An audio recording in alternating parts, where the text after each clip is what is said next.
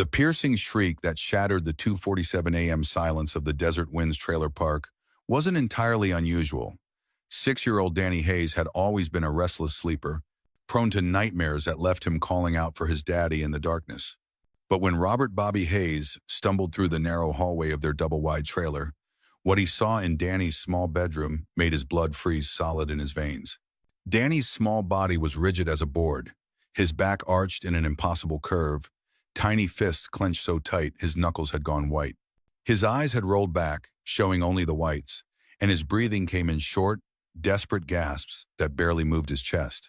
The boy's skin burned with fever, so hot Bobby could feel the heat radiating from 3 feet away. "Danny! Danny, buddy, can you hear me?" Bobby dropped to his knees beside the narrow bed, his calloused hands hovering helplessly over his son's trembling form. 4 years of single fatherhood had taught him to handle scraped knees, monsters under the bed, and the occasional flu bug, but this was beyond anything he'd ever faced. This was the kind of emergency that turned grown men into terrified children. Bobby Hayes had never planned to be a father. At 35, he'd been a successful electrical engineer for Phoenix Power and Light, living in a modest but comfortable apartment in Scottsdale, trying to rebuild his life after the catastrophic collapse of his engagement 8 years ago. His world had been orderly, predictable work, sleep, and try not to think about the woman who'd left him standing at the altar with 200 guests, watching his humiliation unfold. But 4 years ago, everything changed when his sister Lisa died in a head-on collision on I-10, leaving behind a 2-year-old son who had no one else in the world. The social worker had been blunt about the options. Bobby could take custody of Danny, or the boy would enter the foster care system. There hadn't been much of a choice, really. Family was family, even when you had no idea what you were doing. The transition from engineer to single father had been brutal. The late-night feedings, the constant worry, the way his neat apartment transformed into a disaster zone of toys and sippy cups. Within 6 months, Bobby had been forced to take a lower-paying job as an electrician to have more flexible hours. The apartment in Scottsdale became a rental house in Glendale, then finally the trailer in the Desert Winds Park when Danny needed surgery for a hernia and the medical bills wiped out Bobby's savings. But none of that mattered now. None of the sacrifice, none of the struggle, none of the sleepless nights wondering if he was doing right by his sister's boy. All that mattered was the small, fevered body convulsing in the bed and the terrifying realization that Bobby was completely out of his depth.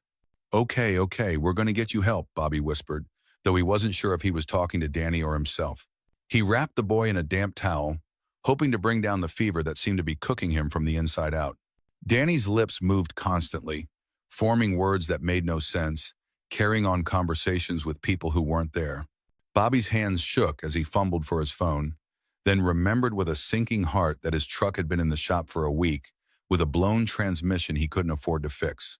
The mechanic wanted $800 money that might as well have been $8,000 for all the chance Bobby had of coming up with it before payday. "Mrs. Chen!" Bobby pounded on his neighbor's door, Danny's burning body cradled against his chest. "I need your car. It's an emergency." Elena Chen, a 60-something grandmother who'd helped Bobby navigate the basics of parenting when Danny first came to live with him, took one look at the boy's condition and thrust her car keys into Bobby's hand without a word. Her kindness in that moment nearly broke him. "Phoenix Children's Hospital," she said, her voice calm and steady. "It's the best pediatric facility in the state. I'll call ahead. Tell them you're coming." The 15-minute drive to the hospital felt like hours. In the rearview mirror, Bobby watched Danny's face cycle through expressions, sometimes peaceful, sometimes contorted with pain, lips moving as if he were having deep conversations with invisible companions. The boy's breathing remained shallow and rapid, and twice Bobby was certain he'd stopped breathing entirely. "Hang on, buddy," Bobby whispered, taking corners faster than he should have, running yellow lights, his heart hammering against his ribs. "Daddy's going to get you help. Just hang on." As the hospital's emergency entrance came into view, Danny's eyes suddenly snapped open, staring directly at Bobby with unusual clarity. For a moment, the fever seemed to lift, and the boy looked more alert than he had in hours. "Daddy," he whispered, his voice small and strange. "The pretty lady doctor is going to make everything better. She's been waiting for us." Before Bobby could ask what he meant, Danny's eyes rolled back again, and his little body went limp in the car seat. Bobby grabbed the boy and ran toward the bright lights of the emergency room, not knowing that inside those walls waited the woman who had shattered his heart 8 years ago, and that Danny's mysterious illness would force them to confront a past neither had ever truly escaped. The automatic doors of Phoenix Children's Hospital emergency room burst open as Bobby rushed through them, Danny's limp body cradled against his chest. The fluorescent lights felt harsh after the darkness of the parking lot, and the antiseptic smell hit him like a physical wall. The waiting room was surprisingly busy for nearly 3 a.m. A crying infant, a teenager with what looked like a broken arm, worried parents clustered around their children like protective shields. "Help! My son needs help!" Bobby's voice cracked with desperation as he approached the triage desk, where a tired-looking nurse in purple scrubs glanced up from her computer. What seems to be the... She stopped mid-sentence when she saw Danny's condition, her professional training immediately kicking in. "Room 3. Now. Dr. Morrison. Emergency pediatric in room 3. Bobby followed the nurse down a bright corridor, his heart hammering against his ribs. Danny's breathing was so shallow it was barely visible, and those strange whispered words from the car echoed in his mind. What had he meant about a pretty lady doctor? The nurse helped him place Danny on the examination table, the boy's small body looking impossibly fragile against the white sheets. Monitors were quickly attached, and the steady beep of the heart rate monitor filled the room with its mechanical rhythm. Danny's pulse was racing, his temperature dangerously high. "The doctor will be right here," the nurse said, adjusting Danny's position to ensure his airway remained clear. "What's his name?" "Danny. Danny Hayes. He's 6 years old." Bobby's voice sounded foreign to his own ears, tight with fear and exhaustion. Just then, quick footsteps approached from the hallway. Bobby turned toward the sound, expecting to see some older male doctor, maybe someone who looked like he'd been dealing with pediatric emergencies for decades. Instead, time seemed to stop entirely. Dr. Catherine Morrison stepped through the doorway, her chestnut hair pulled back in a professional bun, a stethoscope draped around her neck. She was reaching for Danny's chart when her eyes met Bobby's across the small room. The clipboard clattered to the floor, and for a moment, neither of them moved. 8 years melted away in an instant. 8 years since she'd fled their wedding rehearsal, leaving only a hastily written note about needing time and space to figure things out. 8 years since Bobby had waited at St. Lax, Catherine's church, watching the empty aisle where his bride should have appeared, while 200 guests witnessed his humiliation. 8 years since the woman he'd loved more than life itself had vanished from his world without explanation. "Bobby." Kate's voice was barely a whisper, her face pale beneath the harsh hospital lighting. She looked older, more refined, with the kind of confidence that came from years of medical training and life experience. But those eyes, those deep brown eyes that had haunted his dreams were exactly the same. Kate. He couldn't manage anything more. His brain struggled to process the impossibility of it all. This woman who had shaped every lonely day since their broken engagement was standing 3 feet away, wearing a doctor's coat, about to treat his son. For a moment, neither moved. Kate's hands trembled slightly as she bent to retrieve the fallen chart, her professional training warring with the emotional earthquake of seeing the man she'd left behind. Bobby noticed she wore no wedding ring, just as she'd probably noticed his bare left hand. Danny's weak moan broke the spell. Kate's demeanor shifted instantly, years of medical training taking over. She moved to Danny's bedside with practiced efficiency, though Bobby caught the slight tremor in her fingers as she reached for her stethoscope. "How long has he been like this?" she asked, her voice steady now, purely professional as she began her examination. "About 2 hours. The fever started around midnight, but then he began convulsing, saying things that didn't make sense." Bobby found himself studying her face as she worked, noting the changes time had wrought. The years had refined her features, adding a maturity and confidence to the beauty he remembered. Kate's hands moved expertly over Danny, checking pupils, pulse, temperature. Her touch was gentle but thorough, and Bobby watched Danny respond to her presence with unusual calm, as if some part of him recognized her care even in his fevered state. Has he had any recent illnesses? Any family history of heart conditions or congenital defects? Kate's questions came rapidly as she worked, her stethoscope moving systematically across Danny's chest. Bobby hesitated. I don't know much about his family history. His mother died when he was young. I've been raising him for 4 years. Kate's hands paused for just a fraction of a second. You have a son, she said softly, and something in her tone made Bobby wonder what she was thinking, what conclusions she was drawing. Danny's not biologically mine, Bobby said, watching her face carefully, but he's my boy in every way that matters. Kate nodded, returning to her examination. As she leaned over Danny to check his heart rate more carefully, her expression grew increasingly concerned. She was hearing something that worried her, something that made her frown and adjust her stethoscope. Dr. Morrison, the nurse prompted gently, should I prep for an EKG? Kate stared at the monitors for a long moment, her mind clearly racing through possibilities. Yes, and I want a complete cardiac workup. Full blood panel, chest x-ray, and… She paused, looking at Bobby with an expression he couldn't read. I need to run some specialized tests. She turned to Bobby, her professional mask slipping slightly. I'm going to need you to step outside while we run the initial tests. I'm not leaving him, Bobby said firmly, his voice carrying the authority of 4 years of single fatherhood. Bobby, please. I need to focus, and I can't. She stopped herself before finishing the sentence. But he understood. She couldn't focus with him there, not after 8 years of unfinished business hanging between them like a sword. As the nurse began preparing Danny for the various tests, Kate moved toward the door. At the threshold, she turned back, her face troubled.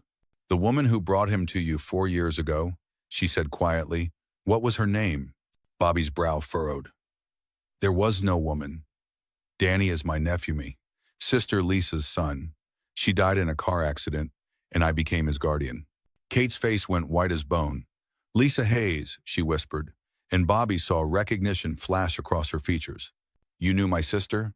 Bobby asked, but Kate was already disappearing into the hallway, leaving him staring after her with a growing sense that Danny's illness was about to uncover secrets that would change everything. Kate leaned against the hospital corridor wall, her hands shaking as the name Lisa Hayes echoed in her mind. That name, combined with Danny's concerning cardiac symptoms, was triggering memories she'd tried to bury for years. But seeing Bobby again brought everything flooding back, not just the guilt over their wedding day, but the beautiful impossibility of their love story and the terrible secret she'd carried for 8 years. 9 years ago, Arizona State University. She'd been the pre-med student from Paradise Valley, daughter of Dr. Thomas and Dr. Patricia Morrison, respected cardiologists who expected their only child to follow their prestigious path. Bobby had been the 26-year-old engineering student from the wrong side of Phoenix, working nights as an electrician to pay for his education, his hands permanently stained with electrical tape residue and wire cuts. They'd met in the university library during finals week. Kate, overwhelmed by advanced biochemistry, had been crying quietly over her textbook when Bobby appeared beside her table with a shy smile that made her forget every reason why she should say no. Mind if I help? I know it sounds crazy, but electrical circuits and biochemical pathways aren't that different, he'd said, his voice gentle and confident. Both are about understanding how energy flows through systems. That first study session had turned into coffee dates, which became long drives through the desert talking about everything except the growing disapproval from her parents. Dr. Thomas Morrison had made his feelings clear during their weekly family dinners. That boy has no future, Catherine. He'll drag you down to his level. But Bobby saw her in ways her privileged world never had. He celebrated her acceptance to medical school with more genuine joy than her own family had shown. When she worried about the cost of her education, he'd worked extra shifts to help with her application fees, never asking for recognition or thanks. The engagement had been a fairy tale, at least at first. Bobby had proposed on South Mountain at sunset, with the entire Phoenix Valley spread out below them like a carpet of lights. Kate had said yes without hesitation, despite knowing her parents would disapprove. They'd set a date for the following spring, planning a small ceremony that would mark the beginning of their life together. But 8 years ago, the week before their wedding, the pressure had been building for months. Kate had been accepted for her residency at Johns Hopkins, and her parents' campaign to separate her from Bobby had intensified. You're throwing away your future for a blue-collar worker, her mother had said repeatedly. What will our colleagues think? Then came the photographs. James Crawford, the private investigator her father had hired, had presented devastating evidence of Bobby's supposed double life. Images of Bobby embracing other women, financial records showing gambling debts, character witnesses claiming infidelity and irresponsibility. The pictures had looked damning. Bobby accepting what appeared to be money from questionable sources, meeting secretly with women in hotel parking lots. "I'm sorry you had to see this, dear," Dr. Thomas had said, his voice dripping with false sympathy. "But better now than after you've ruined your life."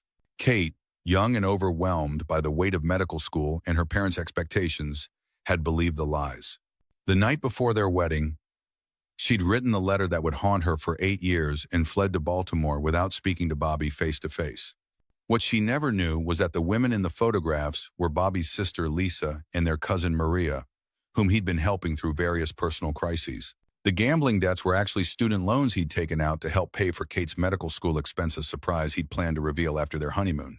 The mysterious meetings were him working with a jewelry designer to create a custom wedding ring, spending money he didn't have to give her something as beautiful as she deserved. Present day, Kate returned to Danny's room to find Bobby holding the boy's hand, whispering reassurances in a voice thick with emotion. The sight nearly broke her heart. This gentleman who'd raised his sister's child alone for 4 years, the same man she'd believed capable of betrayal and deceit. "The initial tests are ordered," she announced, her voice carefully professional. "We should have results within the hour." Bobby looked up at her with those same honest eyes she remembered, eyes that had never learned to lie or manipulate. "Kate, I know this is awkward, but Danny needs the best care. If you need to bring in another doctor—" "I'm the best pediatric cardiac specialist in this hospital," she interrupted, her professional pride flaring. "Danny will get the best care possible." "Cardiac?" Bobby frowned, his grip tightening on Danny's small hand. "You think this is his heart?" Kate checked Danny's IV line, avoiding Bobby's gaze. "His symptoms suggest a possible congenital heart defect that's been asymptomatic until now. It's not uncommon for these conditions to manifest suddenly, especially during illness or stress." "But he's never had heart problems," Bobby protested. "He's been healthy, active, normal." "Some defects can go undetected for years," Kate explained, her clinical training taking over. "The fever and convulsions could be symptoms of decreased cardiac output affecting his brain function." Bobby ran his hands through his hair, clearly struggling to process the medical terminology. "Is he going to be okay?" Kate's professional mask slipped slightly. "I don't know yet. We need to see what the tests show." "Why did you specialize in pediatric cardiology?" Bobby asked quietly, his eyes never leaving Danny's face. Kate's hands stilled on Danny's chart. The real answer was complicated, painful, and had everything to do with the man sitting beside her. After fleeing to Baltimore, she'd thrown herself into her medical studies with desperate intensity, choosing pediatric cardiology because she'd wanted to save children's hearts since she couldn't save her own broken one. But she couldn't tell him that. "It seemed important," she said instead, the words falling flat even to her own ears. A lab technician knocked on the door, interrupting the moment. "Dr. Morrison, the blood work and imaging you ordered are ready, and there's something unusual you should see immediately." Kate took the file, her expression growing more troubled with each page. The cardiac enzymes were elevated, suggesting heart muscle damage. The chest X-ray showed an abnormal cardiac silhouette. Most concerning of all, the genetic markers suggested a specific type of congenital heart defect tone that was often hereditary. "Bobby," she said slowly, her voice barely steady, "I need to ask you about Danny's family medical history, specifically about your sister Lisa." Bobby's face darkened. "What about Lisa?" Kate hesitated, knowing she was about to open a door that could never be closed again. "Did Lisa ever mention having heart problems? Any fainting episodes, chest pain, difficulty with physical activity?" Bobby's expression grew distant, as if he were reaching back through painful memories. She was always tired. Even as a kid, she couldn't keep up with the other children. My parents thought she was just lazy. But, Kate prompted gently. "There was one time when she was about 12, she collapsed during a school volleyball game. The doctor said it was dehydration, but Lisa always insisted something was wrong with her heart. My parents never took her seriously." Kate felt her heart sink. "Bobby, I need to be direct with you. Danny has a condition called hypertrophic cardiomyopathy, genetic heart defect, that causes the heart muscle to thicken abnormally. If left untreated, It can cause sudden cardiac death. The words hung in the air like a death sentence. Bobby's face went pale, and he reached out to touch Danny's forehead as if to reassure himself that the boy was still breathing. "Are you saying Danny could die?" he whispered. "I'm saying he needs immediate surgical intervention," Kate replied, her voice gentle but firm. "The good news is that this condition is treatable. The surgery is complex, but I performed it successfully many times." Bobby looked at her with desperate eyes. "You'd operate on him yourself?" Kate nodded. "I've been specializing in this exact procedure for 8 years. I'm one of the few surgeons in the Southwest who has extensive experience with pediatric hypertrophic cardiomyopathy." 8 years, Bobby repeated, and Kate heard the unspoken question in his voice. Had her career choice been influenced by their shared past? Had she become a heart surgeon because her own heart had been broken? Before either of them could explore that thought further, Danny's monitors began beeping frantically. The boy's heart rate was spiking dangerously high, and his blood pressure was dropping rapidly. "Get the crash cart," Kate called to the nurse, immediately moving to Danny's bedside. "He's going into cardiac arrest." Bobby watched in horror as alarms filled the room and medical staff rushed in from every direction. Kate worked with swift precision, her hands steady despite the chaos around her. She injected medications directly into Danny's IV line, barking orders to the nurses while monitoring his heart rhythm on the machines. "Come on, Danny," she whispered, her voice barely audible over the alarms. "Come back to us." For 30 seconds that felt like an eternity, Danny's heart rate continued to plummet. Then, slowly, the rhythm began to stabilize. His color improved, and his breathing became more regular. The crisis had passed, but Kate's face remained grave. "Bobby," she said, turning to face him with an expression that made his stomach drop, "we can't wait. Danny needs surgery tonight, or he won't survive until morning." The weight of the moment settled over them both. The woman who had broken his heart 8 years ago was now the only person who could save his son's life. Bobby would have to put his trust in Danny's life in the hands of someone who had already devastated him once. "Dr. Morrison," a new voice interrupted from the doorway. A man in an expensive suit stood there, his calculating eyes taking in the scene with obvious satisfaction. "I'm James Crawford, legal counsel. I believe there may be some irregularities regarding this child's custody that need immediate attention." Kate's face went white with shock and rage. Bobby didn't recognize the name, but he could see that Kate disdained that his appearance at this moment was no coincidence. The man who had destroyed their lives 8 years ago had just walked back into them, and Danny's fight for survival was about to become much more complicated. James Crawford's presence in the doorway sent a chill through the room that had nothing to do with the hospital's air conditioning. Kate recognized him immediately, the private investigator who had destroyed her engagement 8 years ago with fabricated evidence and calculated lies. But Bobby, focused entirely on Danny's medical crisis, didn't recognize the man who had orchestrated his heartbreak. "This isn't the time," Kate said sharply, her voice carrying the authority of someone who'd spent years dealing with hospital politics and family crises. "We have a medical emergency." "Actually, Dr. Morrison, this is exactly the time," James replied smoothly, pulling out an official-looking folder from his briefcase. "I represent certain parties who are concerned about this child's welfare and the legitimacy of his current guardianship arrangement." Bobby stepped protectively closer to Danny's bed, his body language making it clear he'd fight anyone who tried to harm his son. "I don't know who you are, but Danny is sick. Whatever this is about can wait." Kate shot James a warning look that could have cut glass before turning back to Bobby. "Let me explain what we're dealing with medically first," she said, her voice steady despite the turmoil she felt seeing James again. She opened Danny's file, showing Bobby the detailed cardiac imaging and test results. Danny has hypertrophic cardiomyopathy, a genetic condition where the heart muscle becomes abnormally thick. This makes it difficult for the heart to pump blood effectively, and it can cause sudden cardiac death if not treated promptly. Bobby struggled to follow the medical terminology, his eyes moving between the incomprehensible charts and Danny's small, still form. "So the surgery you mentioned is called a septal myectomy," Kate continued, her professional training allowing her to maintain focus despite James's intimidating presence. "I'll need to remove the excess heart muscle that's blocking blood flow. It's a complex procedure, but I've performed it successfully dozens of times." "The success rate?" Bobby asked, though his voice suggested he was afraid to hear the answer.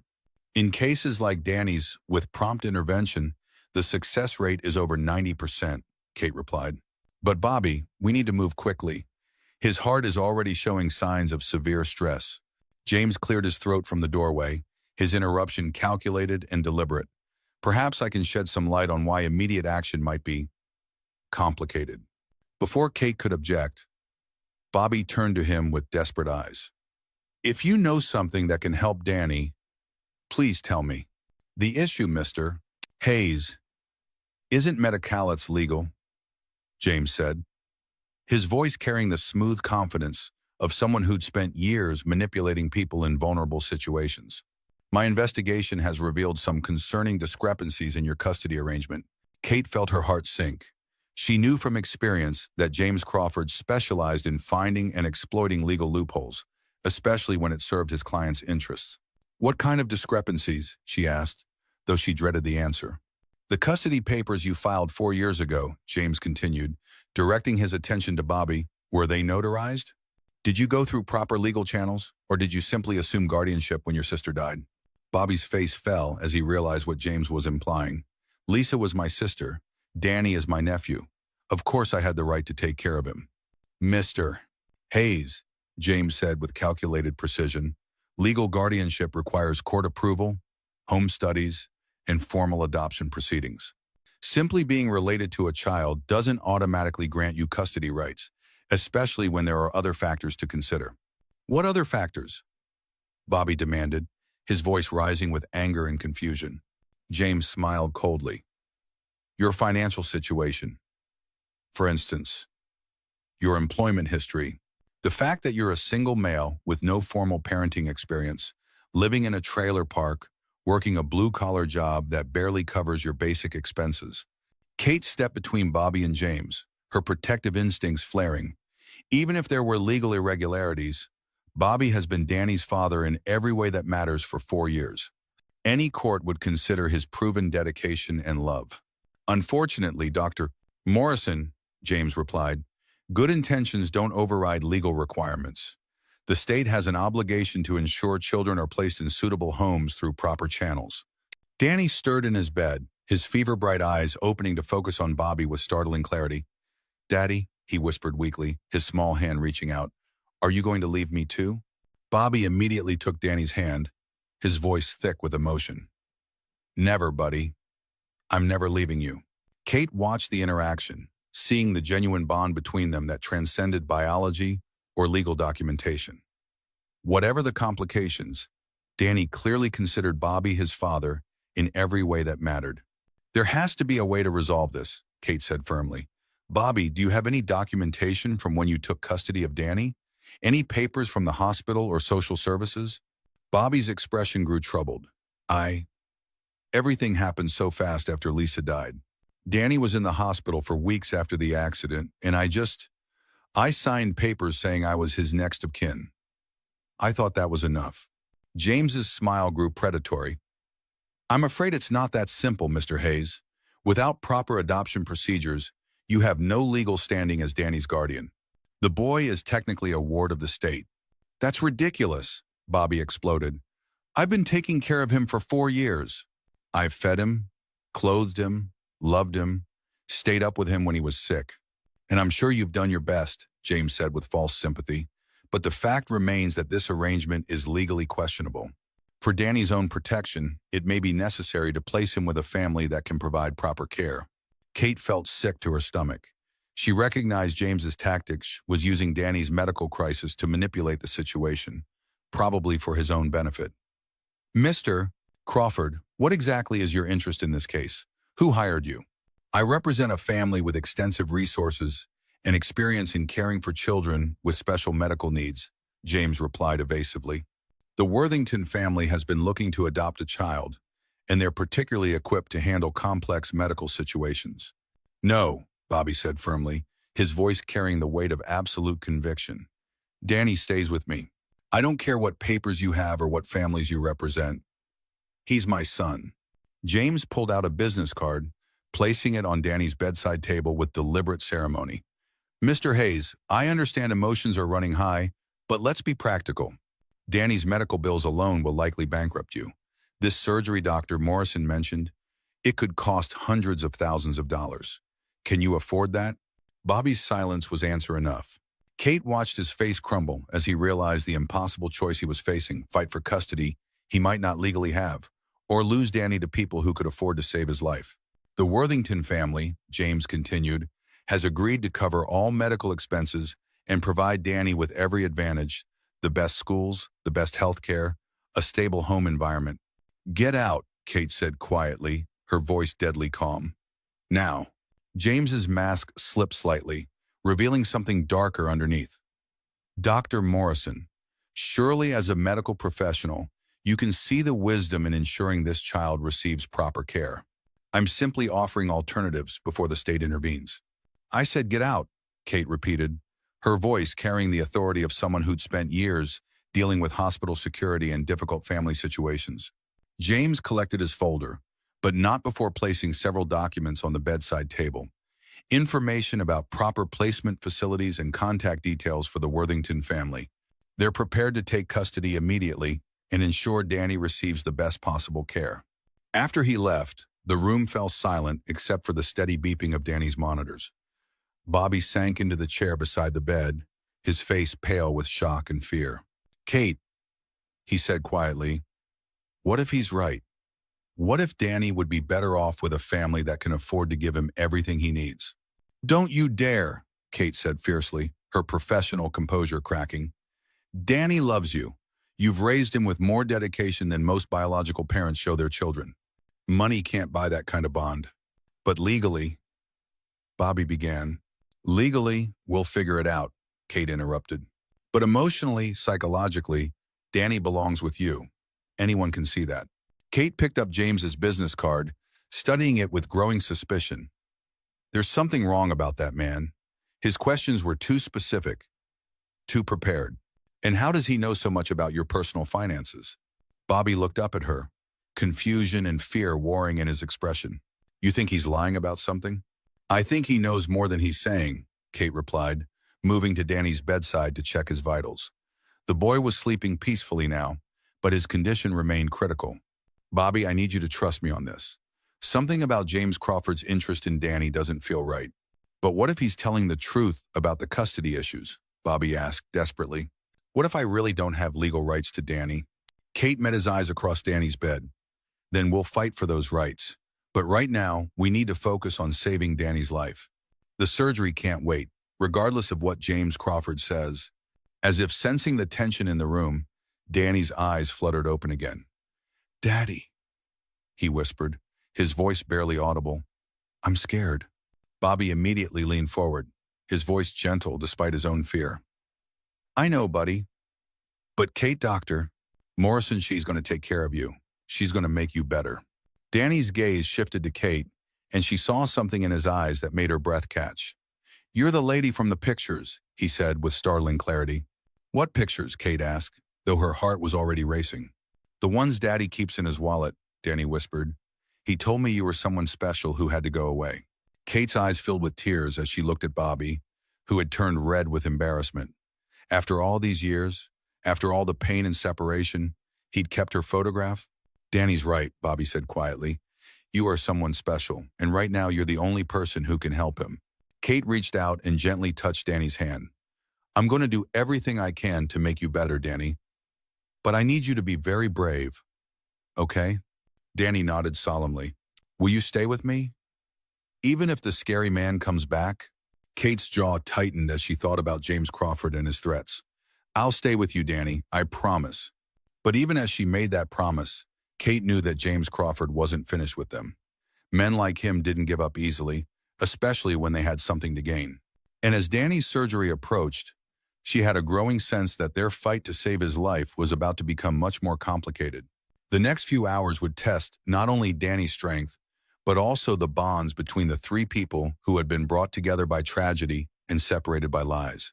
And somewhere in the hospital, James Crawford was making phone calls, setting in motion a plan that would threaten to tear their newfound family apart forever. The operating room at Phoenix Children's Hospital hummed with the quiet efficiency of a well-orchestrated medical symphony.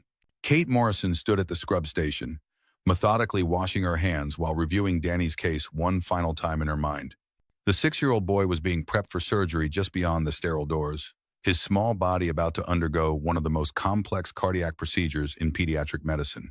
It had been 6 hours since James Crawford's ominous visit, and Kate had spent every moment of that time preparing for the surgery while trying to push down the growing anxiety about what the private investigator might be planning. Bobby hadn't left Danny's side, holding vigil like a guardian angel, whispering stories and promises to keep the boy calm. Dr. Morrison? Dr. Jennifer Walsh, the anesthesiologist, appeared beside her at the scrub station. The patient is stable and ready for induction. Are you prepared to proceed? Kate nodded, though her mind was racing with more than just surgical considerations. The septal myectomy she was about to perform required absolute precision. A wrong move could damage Danny's mitral valve or create a dangerous arrhythmia. But beyond the technical challenges, she was operating on the son of the man she'd never stopped loving, a child who had somehow become the bridge between her past and her future. Yes, let's begin, she said, her voice steady despite the emotional storm inside her. In the pre-op area, Bobby sat beside Danny's gurney, trying to maintain a brave face while his heart shattered into pieces. The boy looked impossibly small in the hospital gown, his dark hair stark against the white pillowcase. The sedative was beginning to take effect, making Danny's words slightly slurred but no less poignant. "Daddy," Danny whispered, his small hand gripping Bobby's finger with surprising strength. "What if I don't wake up?" Bobby felt his throat constrict. "Hey, none of that talk, buddy. Dr. Morrison is the best heart doctor in the whole world. She's going to fix you up, and when you wake up, you'll be better than new." "But what if—" "No what ifs," Bobby interrupted gently. "Remember what I always tell you? The Hayes family doesn't give up. We fight, we stick together, and we never, ever give up." Danny's eyes were growing heavy, but he managed a small smile. "The Hayes family sticks together," he repeated, the words becoming a mantra. "That's right. And when you wake up, I'll be right here waiting for you. I promise." As the orderlies prepared to wheel Danny to the operating room, Kate appeared in her surgical scrubs. She looked professional and confident, but Bobby could see the weight of responsibility in her eyes. "Are you ready, Danny?" she asked, her voice gentle as she checked his chart one final time. Danny nodded sleepily, then looked up at her with the directness that only children possessed. "Dr. Morrison, are you going to marry my daddy?" Kate's cheeks flushed red, and Bobby nearly choked on his own breath. "Danny, that's not—" "It's okay," Kate said softly, meeting Danny's drowsy gaze.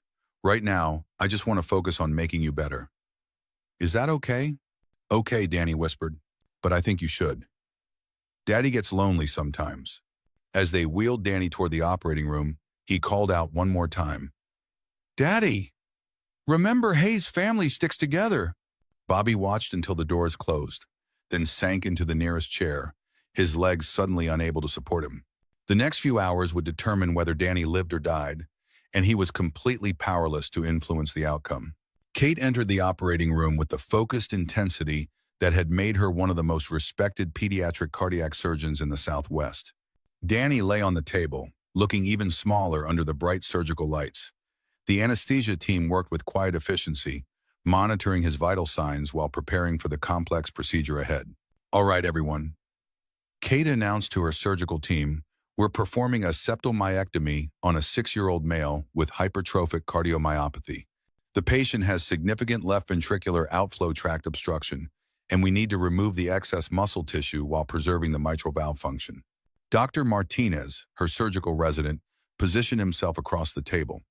"Dr. Morrison, the patient's pre-op echo showed the septum is significantly thickened. How much tissue are we planning to remove?"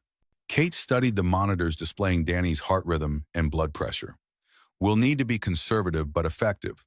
Too little, and we won't resolve the obstruction. Too much, and we risk creating a ventricular septal defect." The surgery began with Kate making a precise incision in Danny's chest.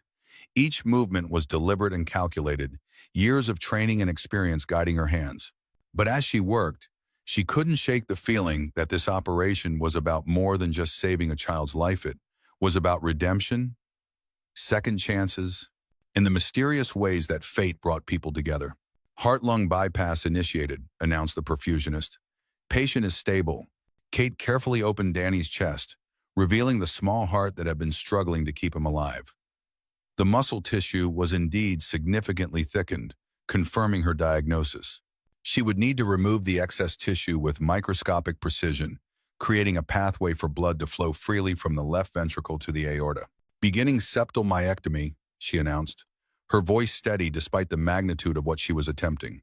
Meanwhile, in the surgical waiting room, Bobby paced like a caged animal. The space was designed to be comforting soft lighting, comfortable chairs, magazines, and a coffee station, but nothing could ease the anxiety gnawing at his insides. Other families waited for news of their own loved ones, creating a strange fellowship of shared worry and hope. "Mr. Hayes?" A woman's voice interrupted his pacing. Bobby turned to see a middle-aged woman in a business suit.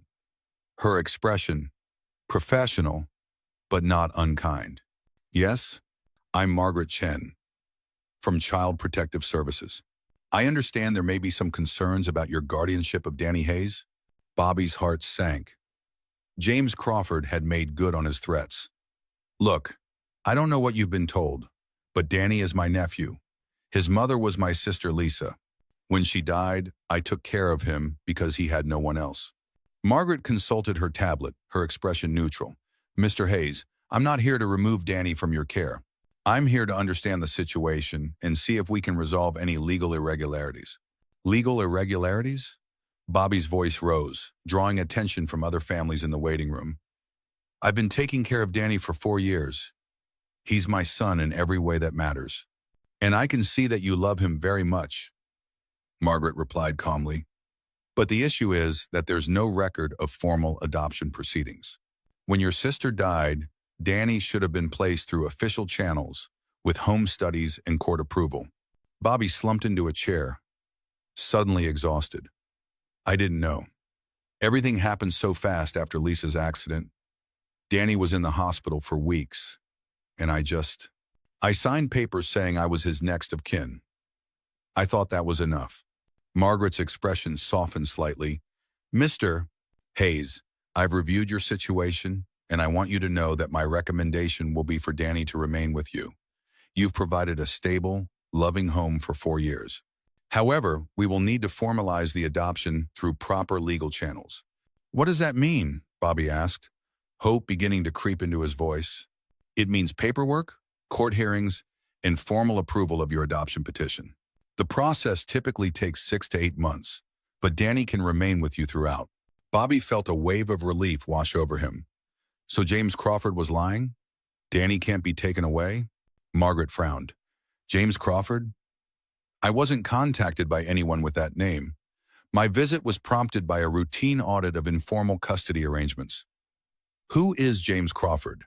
Before Bobby could answer, Margaret's phone buzzed. She glanced at it, and her expression grew troubled. "Mr. Hayes, I need to make a phone call. There seems to be some additional information about your case that requires immediate attention." As Margaret stepped away to take her call, Bobby felt his brief moment of relief evaporate. James Crawford was still manipulating the situation, and Danny was still in danger both medically and legally. Back in the operating room, Kate worked with microscopic precision, carefully removing the excess heart muscle that had been preventing Danny's heart from functioning properly.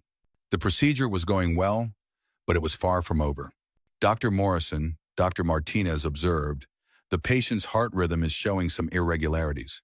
Kate glanced at the monitors, noting the premature ventricular contractions that could indicate her surgery was affecting Danny's electrical conduction system. "It's not unusual with this procedure. Continue monitoring, but don't intervene unless the arrhythmias become sustained." As she worked, Kate found herself thinking about the strange journey that had brought her to this moment. 8 years ago, she'd been a naive medical student who believed lies about the man she loved. Now she was operating on that same man's son, trying to save the life of a child who had somehow become the center of both their worlds. "Septal muscle resection complete," she announced, checking for adequate relief of obstruction. The surgical team waited as Kate carefully examined her work. The excess muscle tissue had been removed, creating a clear pathway for blood flow. But the real test would come when they took Danny off the heart-lung machine and allowed his heart to beat on its own. Preparing to come off bypass, Kate announced. Everyone ready? The next few minutes would determine whether the surgery had been successful. If Danny's heart couldn't maintain adequate circulation on its own, they would need to consider more drastic measures, including the possibility of a heart transplant. In the waiting room, Bobby watched Margaret Chen finish her phone call with growing apprehension. Her expression had grown increasingly troubled as the conversation progressed. "Mr. Hayes," she said, returning to where he sat, "I need to ask you some direct questions about how you came to have custody of Danny. I told you, Lisa was my sister." "I understand that," Margaret interrupted gently, "but I need to know about the specific circumstances of Danny's placement with you. Were you contacted by the hospital, by social services, or did someone else facilitate the arrangement?" Bobby thought back to those chaotic days after Lisa's accident. There was a woman at the hospital. She said she was a social worker, that she could help expedite the paperwork so Danny could come home with me instead of going into foster care. Margaret's frown deepened. "Do you remember her name? Or which agency she represented?" "I think Crawford, something Crawford. She said she specialized in family placements." Bobby's face went pale as he realized what he was saying. "Oh my God, James Crawford. He was involved from the beginning." Margaret's expression grew grim. "Mr. Hayes, I think you've been the victim of an elaborate fraud. James Crawford isn't a social worker. He's a private investigator with a history of facilitating illegal adoptions." The pieces began falling into place with horrifying clarity. Bobby realized that James Crawford had been manipulating his life for years, not just destroying his relationship with Kate, but also orchestrating Danny's placement with him for reasons that were only now becoming clear. "Why?" Bobby asked, his voice barely a whisper. "Why would he do this?" Before Margaret could answer, James Crawford himself appeared in the waiting room, flanked by two people Bobby didn't recognize, a well-dressed couple in their 50s who looked like they'd stepped out of a country club brochure.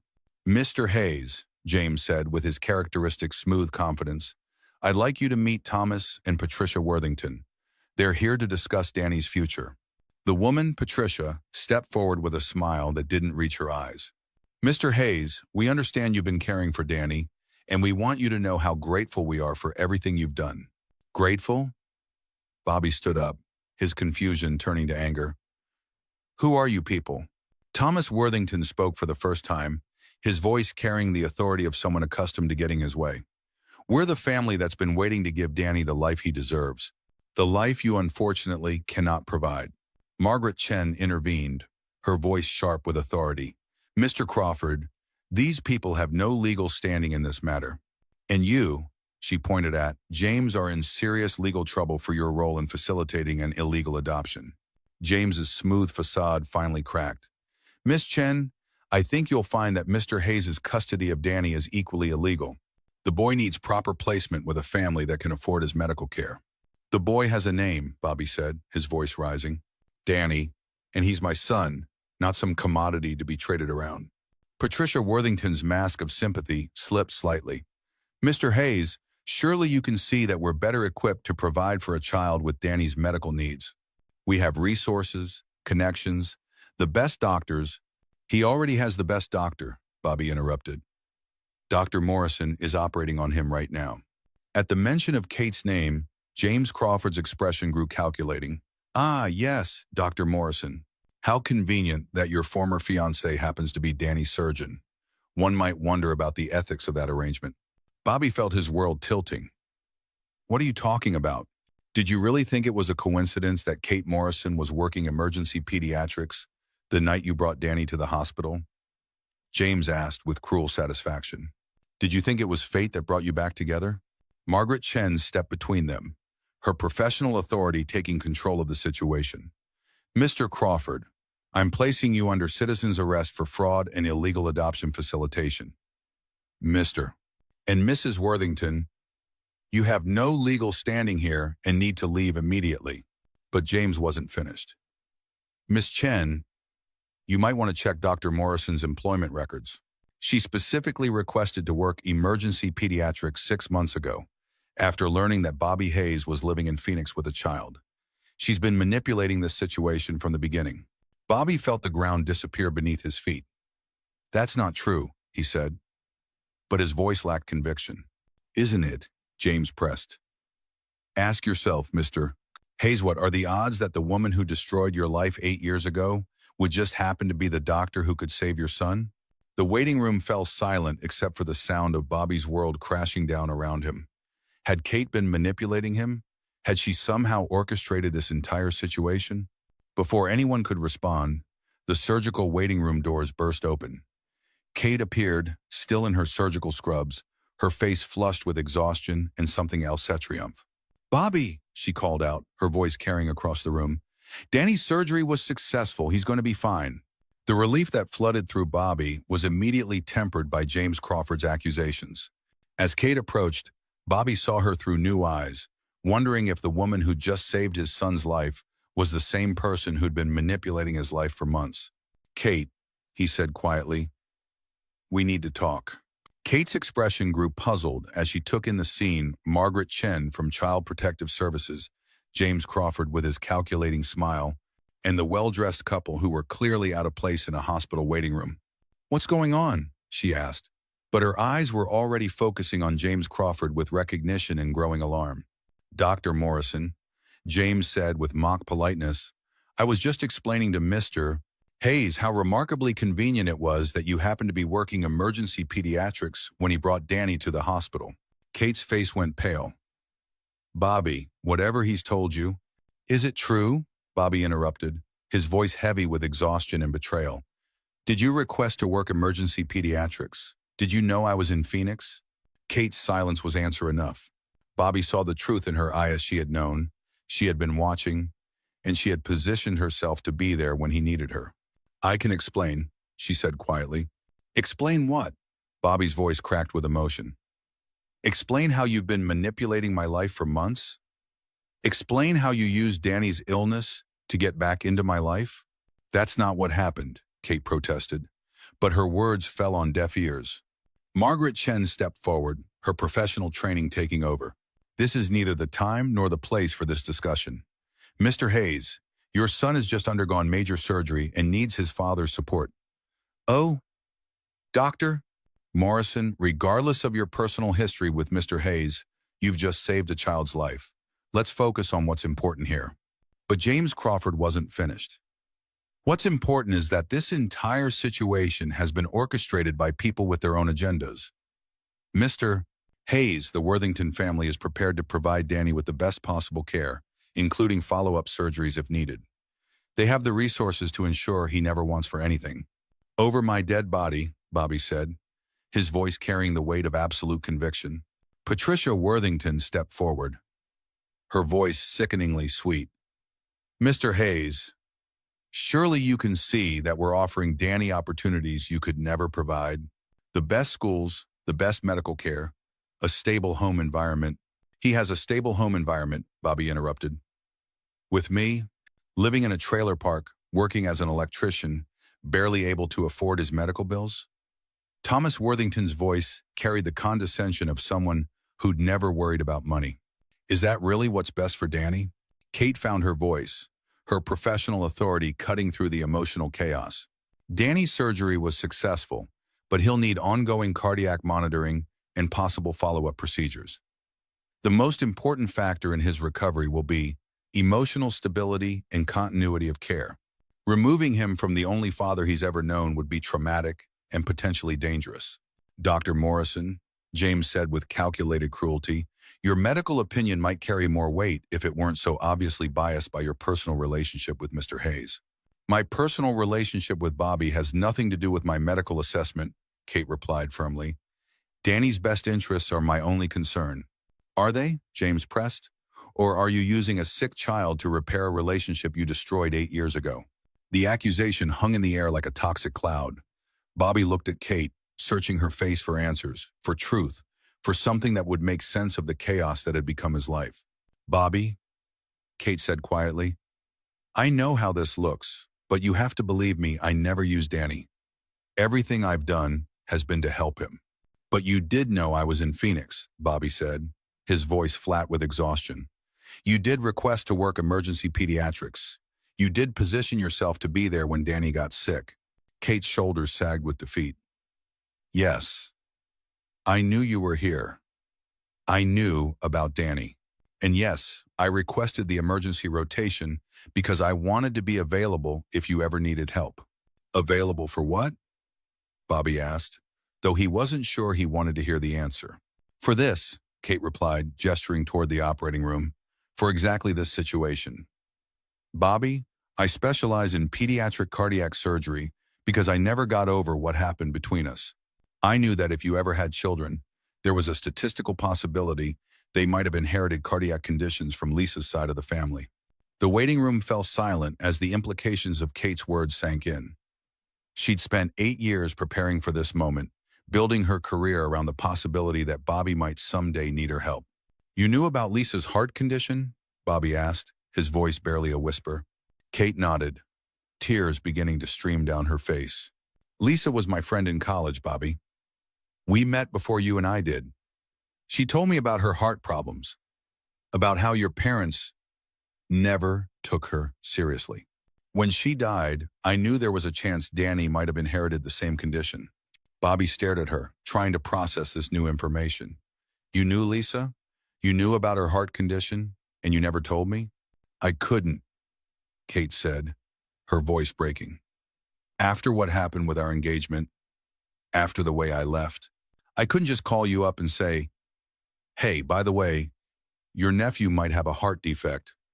But I could prepare myself to help if the time came. James Crawford stepped forward, sensing an opportunity. How touching. Dr. Morrison has been playing guardian angel for 8 years. But the fact remains that Mr. Hayes has no legal right to custody of Danny, and the Worthington family can provide better care. No, Bobby said firmly, his voice carrying a strength that surprised everyone, including himself. I don't care about legal technicalities. I don't care about money or resources or anything else. Danny is my son, and I'm not giving him up. Margaret Chen smiled for the first time since arriving. Mr. Hayes, based on everything I've observed and learned today, I'm prepared to recommend that Danny remain with you while we expedite the formal adoption process. The bond between you and Danny is clear, and his best interests are served by maintaining that relationship. Patricia Worthington's composed facade finally cracked. This is ridiculous. We've been waiting for years to adopt a child. We've been promised. Promised by whom? Margaret demanded. By James Crawford?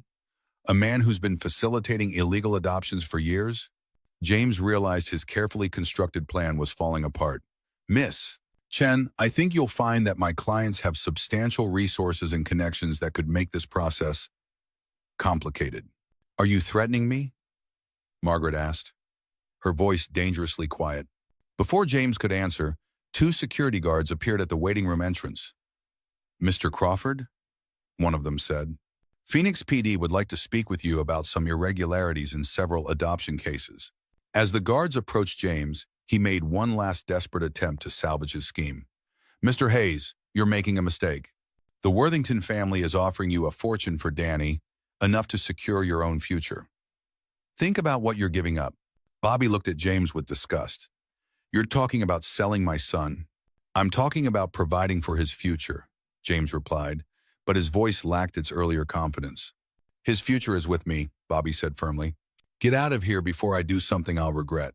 As the security guards escorted James Crawford away, followed by the disappointed Worthington couple, the waiting room finally began to feel peaceful. Margaret Chen finished her paperwork and prepared to leave, promising to expedite Bobby's adoption petition. But the emotional wounds of the day were far from healed. Bobby and Kate stood apart, the weight of 8 years of separation and the day's revelations hanging between them like a chasm. Bobby, Kate said quietly, I know you're angry, and you have every right to be. But I need you to know that everything I did was to help Danny, not to manipulate you. Bobby studied her face, seeing the exhaustion and pain there. You should have told me the truth from the beginning. About Lisa, about your career choice, about why you were working emergency pediatrics. You're right, Kate admitted. I should have been honest, but I was afraid that if you knew I'd been watching over you and Danny, you'd think I was some kind of stalker. Instead, I think you're a manipulator, Bobby replied, his voice heavy with sadness. Kate flinched as if he'd struck her. I deserve that. But Bobby, regardless of my mistakes, Danny is going to need ongoing medical care. His surgery was successful, but he'll need regular monitoring and possibly additional procedures as he grows. Are you saying you want to be his doctor? Bobby asked. I'm saying I want to be whatever you'll let me be, Kate replied. His doctor, his friend, part of his life in whatever way you'll allow. I know I don't deserve your trust, but Danny deserves the best possible care. Bobby was quiet for a long moment, weighing his options. Finally, he looked up at Kate with eyes that held both pain and hope. I need time to think about all this, he said. About what you've told me, about what it means for Danny's future, about whether I can trust you again. Kate nodded, tears streaming down her face. I understand. Take all the time you need. But Kate, Bobby added, his voice softening slightly, thank you for saving Danny's life. Whatever else happens between us, I'll never forget that you were there when he needed you most. As Kate turned to go, Bobby called out one more time. Kate, the night you left before our wedding, was any of it real? Did you love me at all? Kate stopped, her back still turned to him. Bobby, leaving you was the biggest mistake of my life. Not a day has gone by that I haven't regretted it. Everything I've done since then has been about finding a way back to you. Then why didn't you just tell me the truth? Bobby asked, his voice breaking.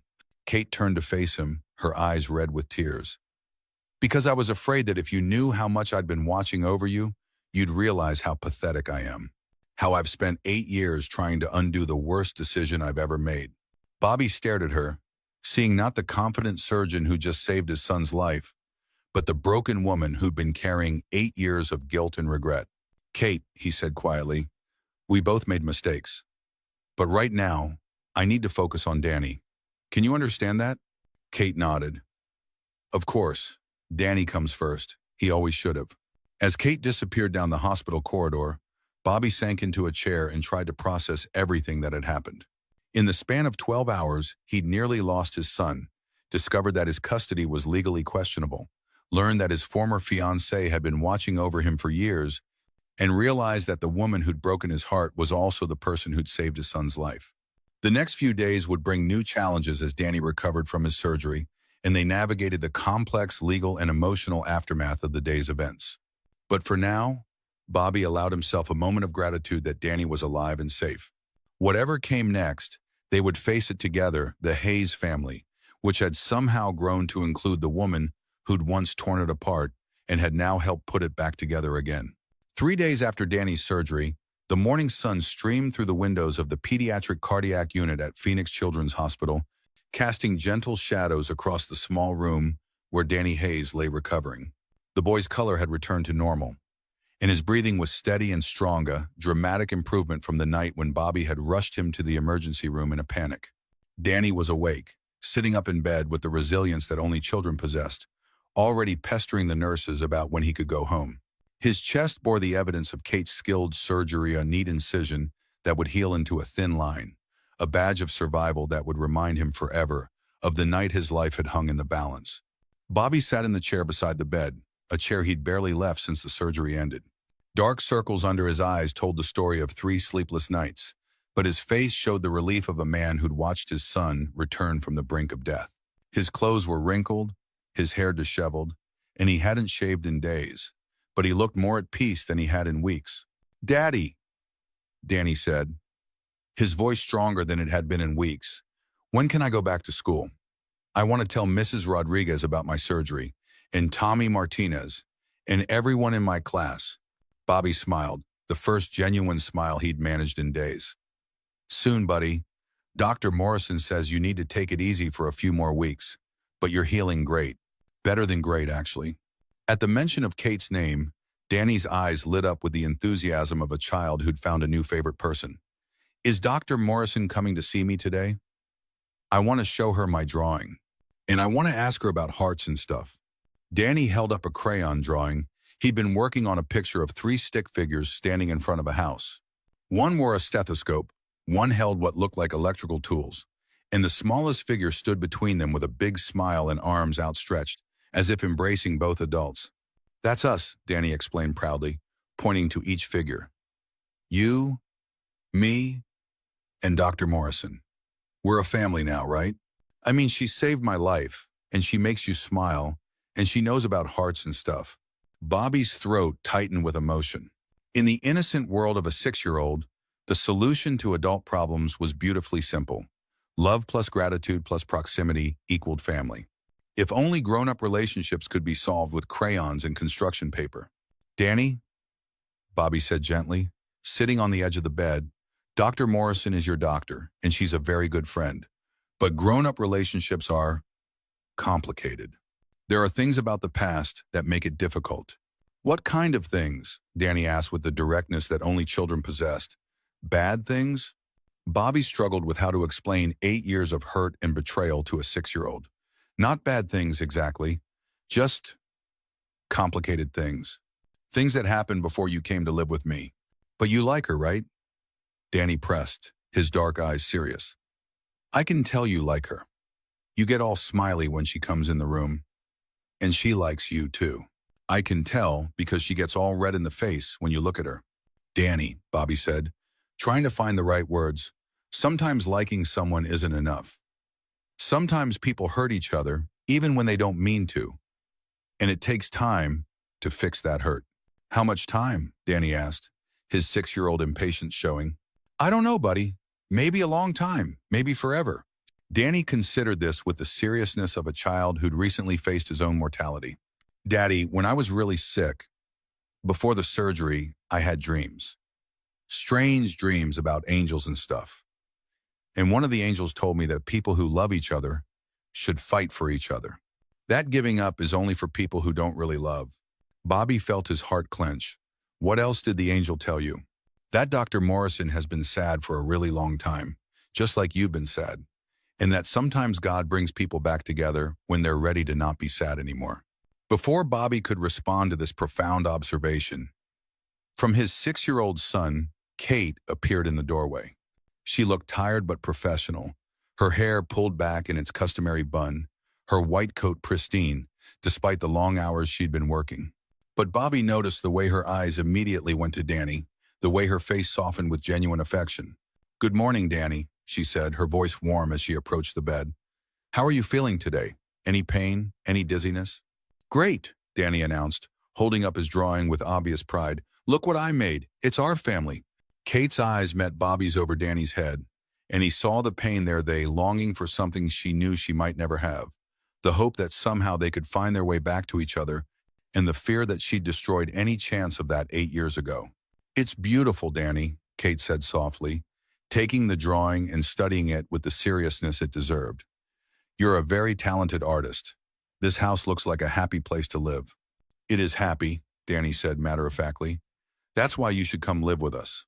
We have an extra bedroom, and Daddy makes really good pancakes on Sundays, and we have a pool in the trailer park that you can use in the summer. Kate's cheeks flushed, and Bobby felt his heart skip a beat. Danny. Doctor. Morrison has her own home, her own life. She's a very important doctor with lots of responsibilities. But she doesn't have a family, Danny protested, his logic unassailable in his own mind. And we need a mom. I've been thinking about it a lot while I was laying here, and it makes perfect sense. She saved my life, which means she's like a superhero, and superheroes should be part of families. Kate knelt beside Danny's bed, her voice gentle but firm. Danny, I'm honored that you'd want me to be part of your family. More honored than you could possibly understand. But your daddy and I need to work some things out first. Adult things that take time and patience. How much time?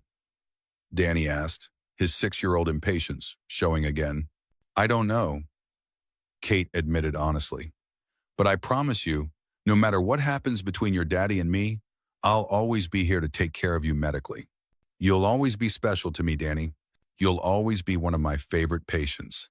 Danny seemed to consider this, his young mind processing the complexities of adult relationships. Then he nodded solemnly. Okay, but I think you should hurry up with the adult things. I'm not getting any younger, and I want to have a complete family before I'm too old to enjoy it. Both Bobby and Kate laughed despite the tension between them. Danny's matter-of-fact wisdom had a way of cutting through the most complex situations and reducing them to their essential elements. Danny, Kate said, Transitioning smoothly into her professional mode, I need to examine you and check how your heart is healing. Is that okay with you? Sure, Danny replied. Can I listen to my heart too? I want to hear what it sounds like now that it's fixed. As Kate conducted her examination, Bobby watched her work with a mixture of professional admiration and personal confusion. Her hands were gentle but thorough, her questions designed to assess Danny's recovery without causing anxiety. She was clearly one of the best pediatric cardiac surgeons in the country, and Danny was incredibly lucky to have her expertise. But watching her work also reminded Bobby of why he'd fallen in love with her in the first place. Her compassion, her intelligence, her ability to make even the most frightened patients feel safe and cared for, these were the qualities that had drawn him to her in college, and they were even more pronounced now after years of medical training and experience. Everything looks excellent, Kate announced after completing her examination. Your heart is healing beautifully, Danny. The surgical site is clean, your heart rhythm is strong and regular, and your energy levels are returning to normal. I think we can start talking about going home very soon. Tomorrow? Danny asked hopefully. Let's see how you do today and tonight, Kate replied, but I'm optimistic. Your recovery has been remarkable. As Kate updated Danny's chart with meticulous care, Bobby found himself studying her profile. 8 years had changed her, adding maturity and confidence to her beauty. Her face was more defined now, her movements more assured, but he could still see traces of the young woman he'd fallen in love with in college, the one who'd cried over her biochemistry textbook and let him help her understand the connections between electrical circuits and metabolic pathways. Bobby, Kate said quietly, not looking up from her chart, could I speak with you outside for a moment? There are some things about Danny's ongoing care that we need to discuss. Bobby nodded, following her into the hallway where they found a quiet alcove away from the bustle of the cardiac unit. Kate leaned against the wall, suddenly looking exhausted, despite her professional composure. How are you holding up? She asked, her professional mask slipping to reveal genuine concern. You look like you haven't slept in days. I'm fine, Bobby replied automatically, then caught himself. No, that's not true. I'm exhausted, confused, and trying to figure out how to explain to Danny why his world isn't as simple as he thinks it is. Kate nodded, understanding in her eyes. Bobby, we need to talk about what happened the other day. About James Crawford. About my role in all this. About what comes next for all of us. I know, Bobby said, running his hands through his hair. I've been thinking about it nonstop. About what you told me. About Lisa. About your career choices. I'm trying to understand why you felt you had to manipulate the situation instead of just being honest with me from the beginning. Kate's face crumpled slightly. I was scared, she admitted. Scared that if you knew I'd been watching over you and Danny, you'd think I was some kind of stalker. Scared that you'd hate me even more than you already did. Scared that you'd take Danny and disappear, and I'd never be able to help him if he needed it. I never hated you, Bobby said quietly, his voice carrying 8 years of suppressed emotion. I was hurt, angry, confused. I felt betrayed and abandoned. But I never hated you, Kate. I couldn't hate you if I tried. Kate's eyes filled with tears. I hated myself enough for both of us. Bobby, leaving you was the biggest mistake of my life. I've spent 8 years trying to find a way to make it right, to prove that I deserved a second chance. But you could have just called, Bobby protested, his voice rising slightly. You could have explained about the private investigator, about the lies your parents told. We could have worked it out years ago. Could we? Kate asked, her voice challenging. 8 years ago, you were about to marry someone who believed the worst about you without even asking for your side of the story. Someone who ran away instead of fighting for what we had. Would you have taken me back then? Bobby was quiet for a long moment, forced to confront the painful truth of her words. I don't know, he admitted finally. Maybe not then. I was pretty destroyed after you left. I was angry, bitter, closed off. It took years for me to even consider the possibility that there might have been more to the story. I know, Kate said, fresh tears streaming down her face. I know I hurt you terribly. I know that saving Danny's life doesn't erase the pain I caused you, but I also know that I can't change the past. All I can do is try to make the future better. No, Bobby agreed, his voice softer now. You can't change the past. But Kate, understanding your motivations doesn't make what you did okay. The manipulation, the secrecy, the way you positioned yourself to be Danny's doctor without telling me the truth, none of that was right. I know, Kate said, her voice barely above a whisper. But I also can't regret it. Because if I hadn't done those things, Danny might have died. And I can't live in a world where Danny doesn't exist. Bobby felt his anger begin to drain away, replaced by a weary understanding. Kate, I can't pretend that what you did was okay, but I also can't ignore the fact that you saved his life. You spent 8 years preparing for the possibility that he might need you, and when the time came, you were there. I would do it again, Kate said firmly, her voice gaining strength. For Danny, for you, I would do anything. I would spend another 8 years preparing, another 16 years if that's what it took. I know, Bobby replied, and that knowledge both comforted and terrified him. And that's what scares me, Kate. Your intensity, your willingness to orchestrate people's lives for what you think is their own good. How do I know you won't do something like this again? Kate straightened, her professional confidence returning. Because I'm not the same person I was 8 years ago. I've learned from my mistakes. I've grown up, Bobby. I know the difference between helping someone and manipulating them. Do you? Bobby asked, his eyes searching her face. Because from where I'm sitting, it looks like you've spent 8 years learning how to manipulate situations more effectively. Kate flinched as if he'd struck her. That's not fair, isn't it? Bobby pressed. You chose your medical specialty based on my family history. You moved to Phoenix because you heard I was here. You requested emergency room rotations to maximize your chances of treating Danny if he got sick.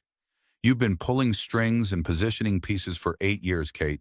How is that not manipulation? Because everything I did was to help you and Danny, Kate said, her voice rising with emotion. I wasn't trying to control your lives for my own benefit. I was trying to make sure Danny would have the best possible care if he needed it. And getting back into my life? Bobby asked. That wasn't for your own benefit? Kate was quiet for a long moment, clearly struggling with how to answer. I won't lie to you, Bobby. Yes, part of me hoped that if Danny ever needed my help, it might give us a chance to reconnect. But that was secondary to making sure he was safe. Secondary, Bobby repeated, his voice flat. My son's health was your primary concern, and winning me back was just a nice bonus. That's not how I meant it, Kate protested. But Bobby could see the truth in her eyes. Her motivations had been complex, layered with both genuine concern for Danny and selfish desire to repair their relationship. Kate, Bobby said finally, his voice weary, I need to ask you something, and I need you to be completely honest with me. If Danny had never gotten sick, if he'd never needed surgery, would you have ever told me you were in Phoenix? Would you have ever approached me directly? Kate's silence was answer enough. Bobby felt something break inside him, not his heart, which had been broken years ago, but his hope that they could find their way back to each other. You wouldn't have, he said, his voice flat with realization. You would have been content to watch from the shadows forever, as long as you could convince yourself you were protecting us. Bobby, please, Kate said, reaching out to touch his arm. You have to understand. I understand perfectly, Bobby interrupted, pulling away from her touch. I understand that you've spent 8 years lying to yourself about your motivations. I understand that you've convinced yourself that stalking us was some kind of noble sacrifice. And I understand that you're still the same person who ran away 8 years ago instead of fighting for what we had. That's not true, Kate said, her voice breaking. I'm not the same person. I've changed. I've grown. Have you? Bobby asked. Because it looks to me like you've just gotten better at justifying your actions. 8 years ago, you ran away because you were scared. Now you've spent 8 years manipulating the situation because you're still scared to approach me directly, scared to trust me with the truth, scared to give me the choice of whether I wanted you in my life. Kate stared at him, tears streaming down her face. What do you want me to say, Bobby? That I'm sorry? I am sorry. That I made mistakes? I did make mistakes. That I should have been braver, more honest, more trusting? You're right about all of it. I don't want you to say anything, Bobby replied, his voice heavy with exhaustion. I want you to show me. I want you to prove through your actions that you've really changed. Because right now, all I see is the same person who made unilateral decisions about our relationship 8 years ago. Then tell me what to do, Kate said desperately. Tell me how to prove it to you. Tell me how to earn your trust back. Bobby looked at her for a long moment, seeing the pain and desperation in her eyes. Despite everything, despite his anger and confusion, he still loved her. He'd probably always love her. But love wasn't enough, not when trust had been shattered so completely. I don't know, he admitted finally. I don't know if you can earn it back. I don't know if I'm capable of trusting you again. And I don't know if it's fair to Danny to let you into our lives when there's so much unresolved between us. Kate's face went pale. What are you saying? I'm saying that maybe it would be better for everyone if you arranged for another doctor to handle Danny's follow-up care. Someone who isn't carrying 8 years of emotional baggage. No, Kate said firmly, her voice gaining strength. Bobby, you can hate me, you cannot trust me, you can never want to see me again, but don't you dare take away my ability to care for Danny. He's not just your son, he's my patient, and I'm the best qualified person to handle his ongoing cardiac care. He's not your patient, Bobby said, his voice rising. He's my son, and I get to decide who treats him. Actually, Kate said, her professional authority taking over, as his primary cardiac surgeon, I have a medical and ethical obligation to ensure continuity of care. Danny's condition requires specialized monitoring and potential follow-up procedures. Transferring him to another physician at this stage could compromise his recovery. Bobby stared at her, realizing that once again, Kate had positioned herself to be indispensable in their lives. This is exactly what I'm talking about, he said, his voice cold with anger. You've made it impossible for me to choose anyone else. You've manipulated the situation so that I have to keep you in Danny's life, whether I want to or not. That's not what I did, Kate protested. I became a cardiac surgeon because I wanted to help children like Danny. The fact that it also makes me the best person to care for him is a fortunate coincidence. Is it? Bobby asked. Or is it another example of you orchestrating outcomes to get what you want? Kate's professional composure finally cracked. Fine, she said, her voice shaking with emotion. You want the truth? Here's the truth. Yes, I chose my specialty partly because of Danny. Yes, I moved to Phoenix because I wanted to be close to you. Yes, I've spent 8 years positioning myself to be useful to you, but I also genuinely love pediatric cardiac surgery. I love helping children. I love saving lives, and I'm damn good at it. I know you are, Bobby said, his anger beginning to cool. That's not the issue. Then what is the issue? Kate demanded. That I love you? That I never stopped loving you? That I've spent 8 years trying to find a way back to you? Is that such a terrible thing? Bobby was quiet for a long moment, processing her words. No, he said finally. It's not terrible. It's just, it's not enough. Love isn't enough when there's no trust, Kate. And I don't know how to trust someone who's been manipulating my life for 8 years. Then help me learn, Kate said, her voice desperate. Tell me what I need to do to earn your trust back. I'll do anything, Bobby, anything. Bobby looked at her, seeing the desperation in her eyes, the genuine pain, the love that had never really died despite 8 years of separation. Kate, earning back trust isn't something you can do in a week or a month. It's something that happens over time, through consistent actions, through proving that you've changed. I have changed, Kate insisted. I'm not the scared young woman who ran away from you 8 years ago. I'm stronger now, more confident, more willing to fight for what I want. Then prove it, Bobby said, his voice gentler now. Not through grand gestures or dramatic declarations, but through small, consistent actions. Show me that you can be honest, even when it's difficult. Show me that you can put Danny's needs ahead of your own desires. Show me that you can be a partner, not a manipulator. Kate nodded eagerly. I can do that. I will do that. And Kate, Bobby added, his voice serious, you need to understand that this isn't just about us. Danny is my priority now. Everything else, my feelings, my desires, my future everything, comes second to what's best for him. I understand, Kate said, and I want you to know that I feel the same way. Danny's welfare is my primary concern too. Then we start there, Bobby said, feeling some of the tension leave his shoulders. We focus on Danny's recovery, on getting him healthy and home. We work together as his caregivers, and we see where that leads us. Kate smiled through her tears. I'd like that. I'd like that very much. But Kate, Bobby added, his voice carrying a warning, no more secrets. No more manipulation. No more making decisions for all of us without consulting me first. If we're going to work together, it has to be as equals. I promise, Kate said solemnly. Complete honesty, even when it's difficult. And I promise to try, Bobby replied. To try to trust you, to try to let go of the past, to try to focus on what's best for Danny.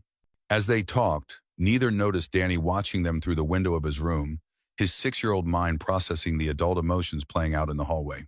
He couldn't hear their words, but he could see the tears, the tentative smiles, the way they were standing closer together than they had since the night of his surgery.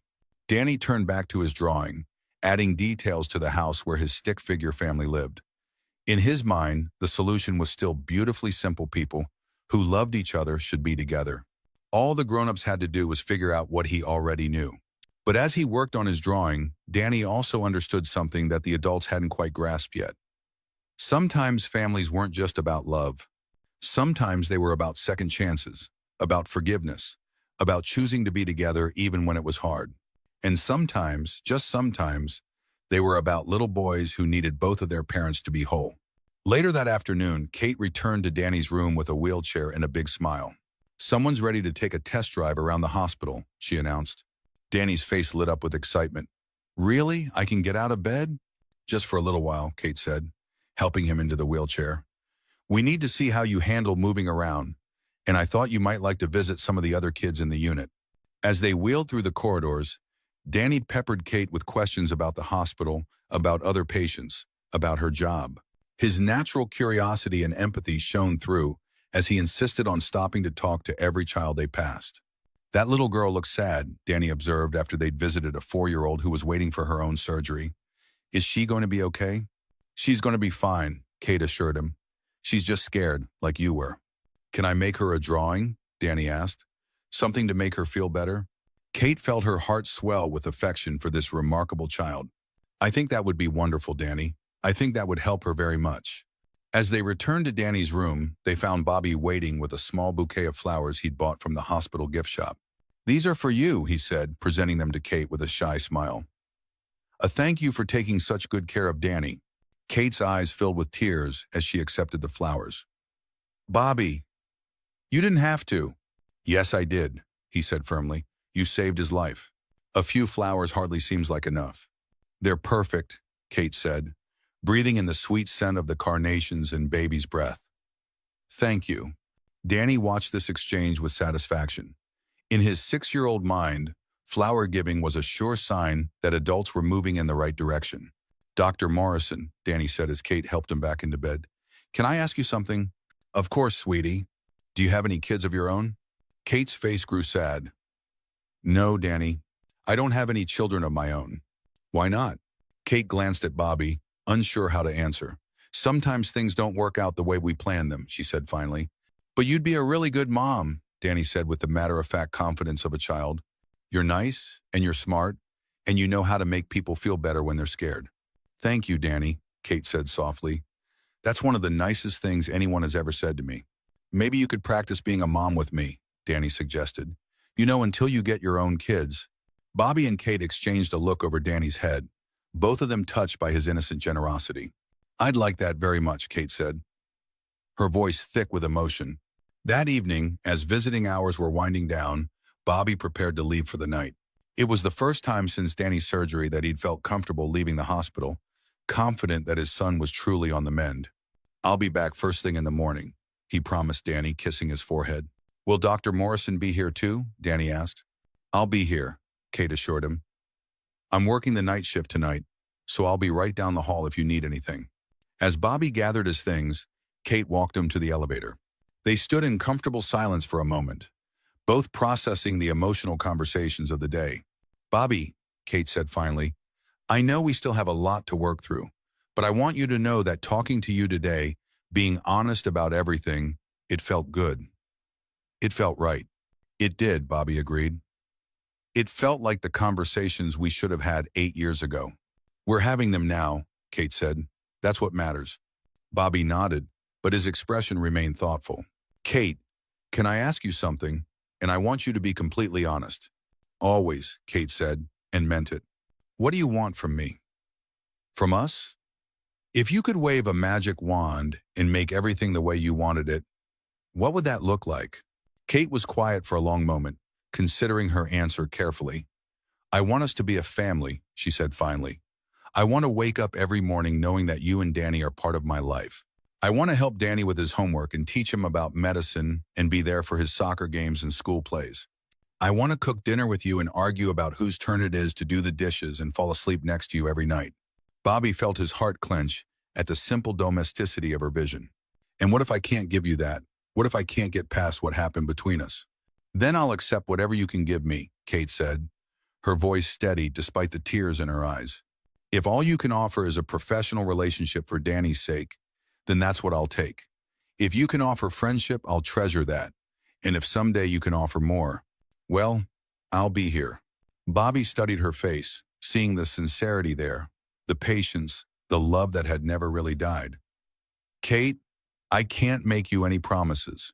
I can't tell you that we'll end up together or that I'll ever be able to trust you completely again. I know, Kate said. I'm not asking for promises. I'm just asking for a chance to prove that I've changed, that I'm worth taking a risk on. Bobby nodded slowly. Okay, we'll take it one day at a time. One day at a time, Kate agreed.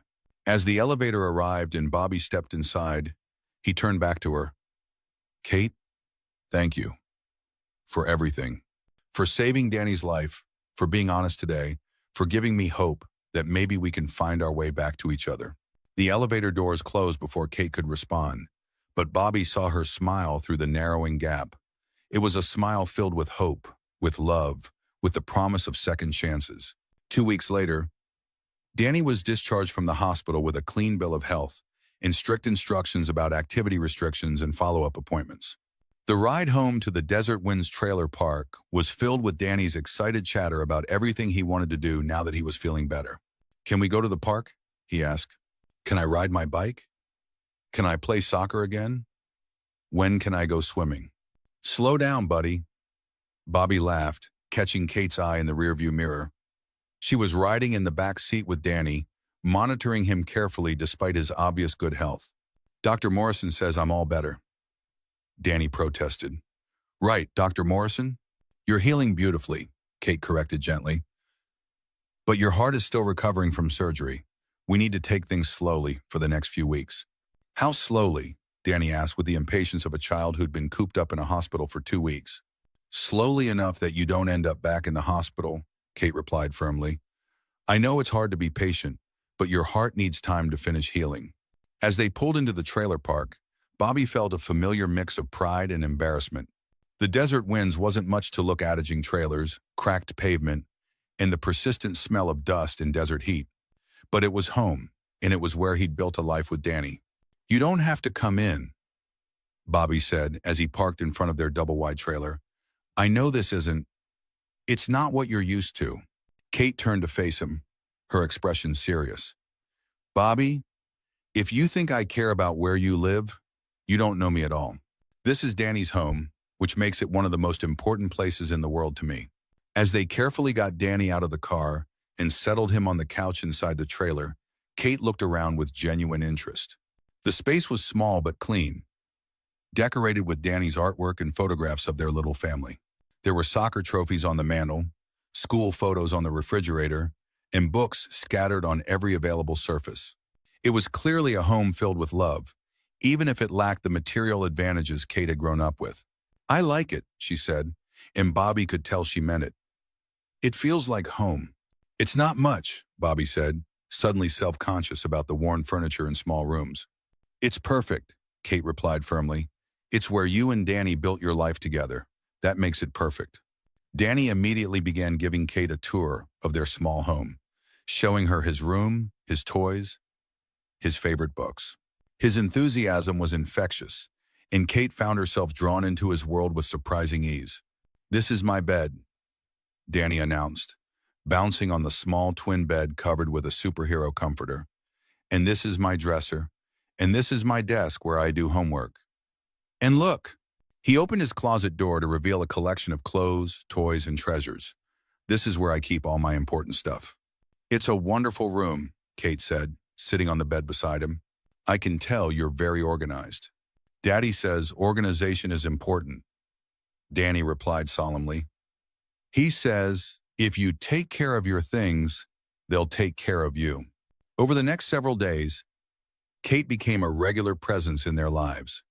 She stopped by daily to check on Danny's recovery, but her visits gradually extended beyond medical necessity. She helped with Danny's physical therapy exercises, brought groceries when Bobby was working late, and slowly became part of their routine. Danny thrived with the attention, soaking up having Kate around like a flower turning toward the sun. He showed her his favorite television shows, taught her the rules of the video games he was allowed to play, and regaled her with stories about his friends at school. Did you know, Danny informed Kate one afternoon as she helped him with his homework, that Tommy Martinez's mom makes the best cookies in the whole world. But I bet you could make cookies just as good if you tried. Kate smiled at the obvious hint. Are you asking me to make cookies, Danny? Maybe, Danny said, with a grin. For, medicinal purposes. To help my recovery. I think cookies might be exactly what the doctor ordered, Kate laughed, ruffling his hair. As they worked together in the small kitchen, measuring ingredients and mixing batter, Bobby watched from the doorway. Kate moved around the kitchen with easy familiarity, chatting with Danny about school and friends, while keeping a careful eye on his energy levels. Bobby said, joining them, I never imagined you as the domestic type. Kate looked up from the mixing bowl, flour dusting her cheek. There's a lot about me you don't know, she said, but her tone was light rather than defensive. Like what? Bobby asked, finding himself genuinely curious about the woman Kate had become. Like the fact that I've taken cooking classes every Tuesday night for the past 3 years, Kate replied, adding chocolate chips to the cookie dough. Like the fact that I volunteer at a homeless shelter on weekends. Like the fact that I've been learning Spanish so I can better communicate with some of my patients' families. Bobby felt something shift inside him as he processed this information. The Kate he'd known in college had been focused entirely on her studies, with little time for hobbies or volunteer work. This Kate was more well-rounded, more engaged with the world around her. Why Spanish? He asked. Because about 40% of my patients come from Spanish-speaking families, Kate replied matter-of-factly. I want to be able to communicate with them directly, not through translators. That's really thoughtful, Bobby said, genuinely impressed. It's practical, Kate corrected. Better communication leads to better patient outcomes. As they slid the cookies into the oven, Danny clapped his hands together. This is the best day ever, he announced. We're like a real family, making cookies and talking and stuff. Bobby and Kate exchanged a look over Danny's head, both of them feeling the weight of his innocent observation. They were functioning like a family, falling into comfortable routines and shared responsibilities. But the emotional complexities beneath the surface remained unresolved. That evening, after Danny had gone to bed, clutching a plate of cookies and declaring them the best he'd ever tasted, Bobby and Kate sat on the small porch outside the trailer. The desert night was clear and cool, with stars beginning to emerge in the vast Arizona sky. He's doing remarkably well, Kate observed, watching through the window as Danny settled into sleep. He is, Bobby agreed. You saved his life, Kate. I don't think I can ever thank you enough for that. You don't need to thank me, Kate said softly. Being able to help Danny, being part of his recovery, it's been one of the most rewarding experiences of my career. They sat in comfortable silence for a while, listening to the sounds of the desert night, the distant hum of traffic, the chirping of crickets, the occasional bark of a coyote in the hills. Bobby, Kate said finally, can I ask you something? Sure. What was Danny like as a little boy? I mean, before he got sick, what was he like when he first came to live with you? Bobby smiled, his face softening with memory. He was tiny, he said, so small and scared. He cried for Lisa constantly the first few weeks. I had no idea what I was doing. I'd never even babysat before. And suddenly I had a 2-year-old who needed everything. That must have been terrifying, Kate said. It was, Bobby admitted. But it was also transformative. Danny needed me in a way that no one ever had before. He didn't care that I was grieving for Lisa or that I was still hurt about what happened between us. He just needed his daddy to take care of him. Kate felt her heart clench at the love in Bobby's voice. He's lucky to have you.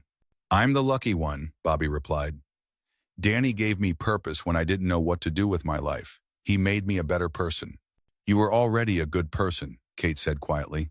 You just needed someone to see it. Bobby looked at her, seeing the regret in her eyes. Kate, about what happened between us 8 years ago. I need you to know that I don't blame you anymore. I understand why you believed what your parents told you. I understand why you ran. Do you? Kate asked, her voice barely above a whisper.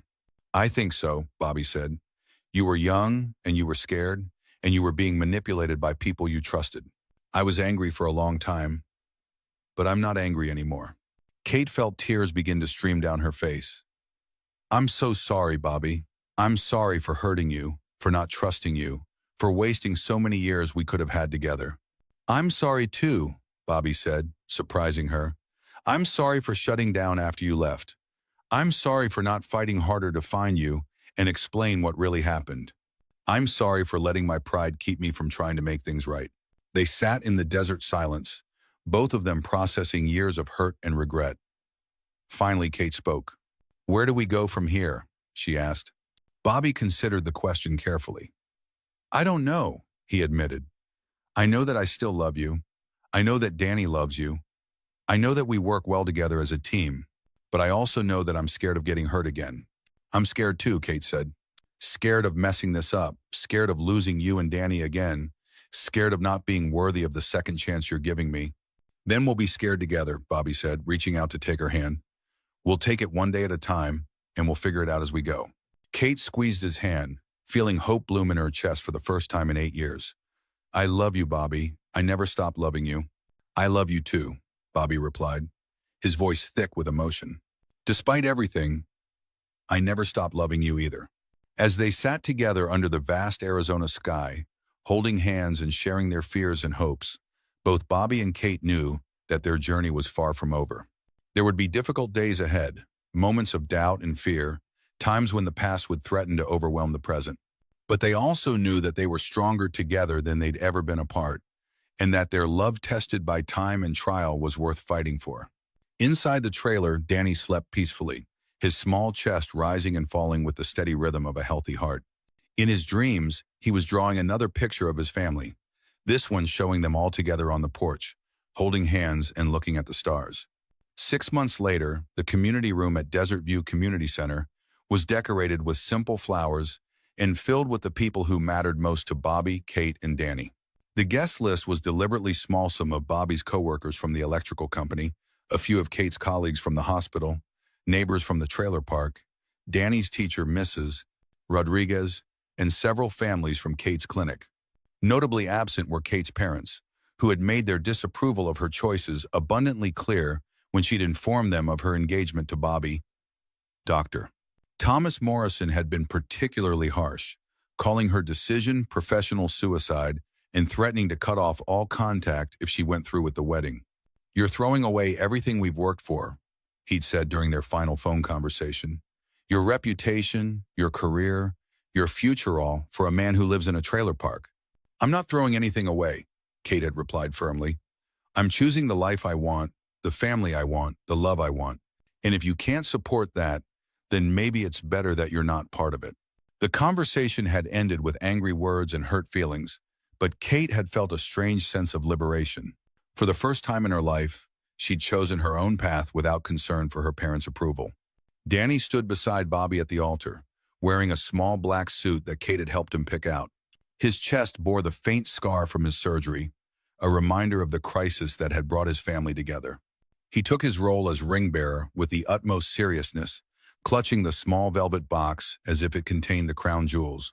Do you, Catherine Morrison, take Robert Hayes to be your husband, to love and support him in sickness and in health, in good times and in bad, for as long as you both shall live? Kate looked at Bobby, seeing in his eyes the same love she'd seen in college, tempered now by experience and strengthened by the trials they'd weathered together. He was more handsome now than he'd been at 26, his face more mature, his confidence more assured. The boy she'd fallen in love with had become a man she could respect and admire. I do, she said, her voice strong and clear, carrying across the small room. Do you, Robert Hayes, take Catherine Morrison to be your wife, to love and support her in sickness and in health, in good times and in bad, for as long as you both shall live? Bobby thought about the journey that had brought them to this moment, the heartbreak of their broken engagement, the years of separation, the unexpected reunion in a hospital emergency room, the fight to save Danny's life, and the slow, careful rebuilding of trust and love. I do, he said, his voice filled with conviction and hope. By the power vested in me by the state of Arizona, I now pronounce you husband and wife. You may kiss the bride. As Bobby and Kate kissed, Danny whooped with joy, causing the small congregation to laugh and applaud. When they separated, Danny threw his arms around both of them, nearly knocking them over in his enthusiasm. Now we're officially a family, he announced to everyone present, his voice carrying across the room. The reception was held in the community center's fellowship hall, with potluck dishes contributed by friends and neighbors. It wasn't fancy paper plates, plastic tablecloths, and a simple sheet cake from the grocery store, but it was filled with love and laughter and the joy of people who'd found their way back to each other. Mrs. Chen from the trailer park had made her famous tamales. Bobby's coworker Mike had brought his guitar and was leading sing-alongs. Kate's colleague from the hospital had contributed a beautiful fruit salad. It was a true community celebration, bringing together people from all walks of life to celebrate the Hayes family. This is perfect, Kate said to Bobby as they watched their guests mingling and laughing. This is exactly what I wanted. No regrets? Bobby asked, wrapping his arms around his new wife. None, Kate replied, leaning back against his chest. Well, maybe one. What's that? I regret that it took us 8 years to get here. I regret all the time we lost, all the years we could have been together. Bobby turned her around to face him, his hands gentle on her shoulders. Kate, I've been thinking about that a lot lately, and I've come to a different conclusion. What do you mean? I mean that if we'd gotten married 8 years ago, we would have been different people. You wouldn't have become the surgeon who saved Danny's life. I wouldn't have become the father he needed. We wouldn't have learned how to fight for what we want, how to overcome obstacles, how to appreciate what we have. Kate studied his face, seeing the wisdom there, the acceptance of their complicated journey. You really believe that? I believe that everything happens for a reason, Bobby replied. Even the painful things, even the mistakes. They all led us here, to this moment, to this family. And I wouldn't change any of it if it meant we'd end up somewhere else. I love you, Bobby Hayes, Kate said, testing out her new name. I love you too, Kate Hayes, he replied, savoring the sound of it. From across the room, Danny was regaling a group of adults with the story of his surgery, complete with dramatic gestures and medical terminology he'd picked up from Kate. And then Dr. Morrison, Mom, she opened up my chest and fixed my heart with her special tools, he was saying, his audience hanging on every word. She said I was very brave, but really she was the brave one because she had to cut me open and everything. Kate laughed, watching their son hold court with the confidence of a natural storyteller. He's going to be quite the character when he grows up. He already is, Bobby replied fondly, and he's going to be a great big brother. Kate looked at him with surprise. Bobby, are you saying? I'm saying that the Hayes family might be expanding sooner than we thought, Bobby said with a grin. Dr. Harrison at the clinic called this morning with some very interesting test results. Kate's eyes widened as she processed what he was telling her. Are you serious? We're having a baby? We're having a baby, Bobby confirmed, spinning her around the small dance floor they'd created in the center of the room. As they celebrated their news, Danny noticed the commotion and came running over. What's happening? Why are you spinning Mom around? Kate knelt down to Danny's level, her face glowing with happiness. Danny, how would you feel about being a big brother? Danny's eyes went wide with excitement. Really? We're having a baby? We're having a baby, Kate confirmed, laughing as Danny threw his arms around her neck. This is the best day ever, Danny announced, loud enough for the entire room to hear. I'm going to be the best big brother in the whole world.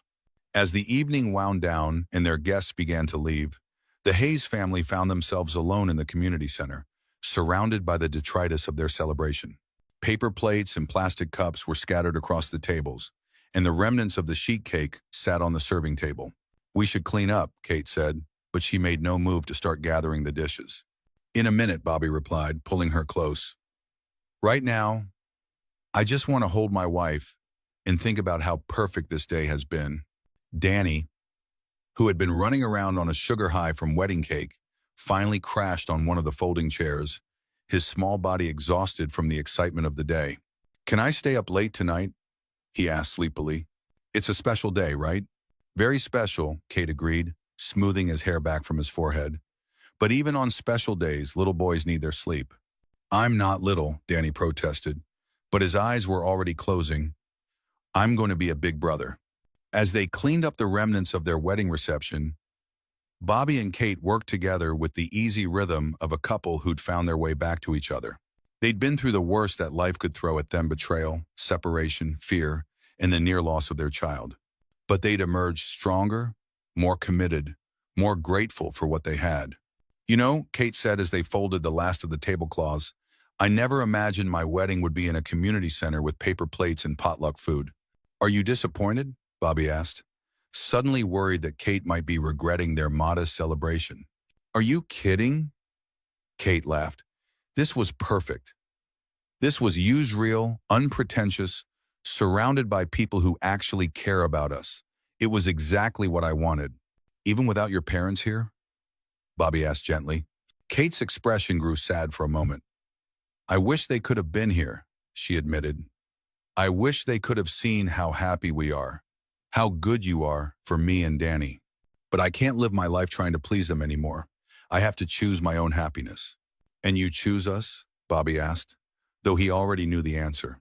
"I choose us," Kate confirmed. "Every day, for the rest of my life, I choose us." As they drove home through the quiet Phoenix streets, Danny asleep in the back seat and Kate's hand in his, Bobby reflected on the incredible journey that had brought them to this moment. 8 years ago, he'd been a heartbroken young man standing at an altar, watching his future crumble before his eyes. Tonight, he was a married man with a son he adored, a wife he loved more than life itself, and a baby on the way. "Penny for your thoughts," Kate said softly. "Just thinking about how crazy life is," Bobby replied. "How the worst thing that ever happened to me led to the best thing that ever happened to me." "Danny's surgery?" Kate asked. "Meeting you again," Bobby clarified. "Getting a second chance with you. Building this family with you." Kate squeezed his hand. "We're going to be okay, aren't we? All of us?" "We're going to be more than okay," Bobby replied with confidence. "We're going to be extraordinary." As they pulled into the driveway of their new homia, modest house they'd bought together in a quiet neighborhood with good schools and a yard where Danny could play, Bobby felt a profound sense of gratitude. The trailer park was in their past, but the lessons they'd learned there, the strength they'd developed, the love they'd nurtured, all of that was part of their foundation now. "Home sweet home," Kate said, looking at the small house with its neat lawn and flower boxes. "Home sweet home," Bobby agreed, but he was looking at her and Danny, not the house. Home wasn't a place, it was the people you loved, the family you'd built, the life you'd created together. As they carried a sleeping Danny inside and tucked him into his new bedroom, Kate marveled at how right it all felt. The three of them together, safe and whole and happy. It was everything she'd dreamed of during those long, lonely years when she'd wondered if she'd ever get a second chance at love. "Sweet dreams, big brother," she whispered, kissing Danny's forehead. "Sweet dreams, son," Bobby added, adjusting the covers around the boy's small form. Later, as they lay in bed together for the first time as husband and wife, Kate and Bobby talked about their plans for the future. The baby who was coming, the family they were building, the life they were creating together. "Are you scared?" Kate asked, her hand resting on her still flat stomach. "Terrified," Bobby admitted, "but also excited. Danny's going to be such a good big brother." "He is," Kate agreed. "He's going to be amazing." "And you're going to be an amazing mother," Bobby said, turning to face her in the darkness. "I hope so," Kate replied. "I want to be the kind of mother who's present, who's involved, who puts her children first." "You already are," Bobby said, thinking of the way Kate had integrated herself into Danny's life, the way she'd made his needs her priority. "You've been mothering Danny for months now." "It feels natural," Kate said, surprised by the truth of it.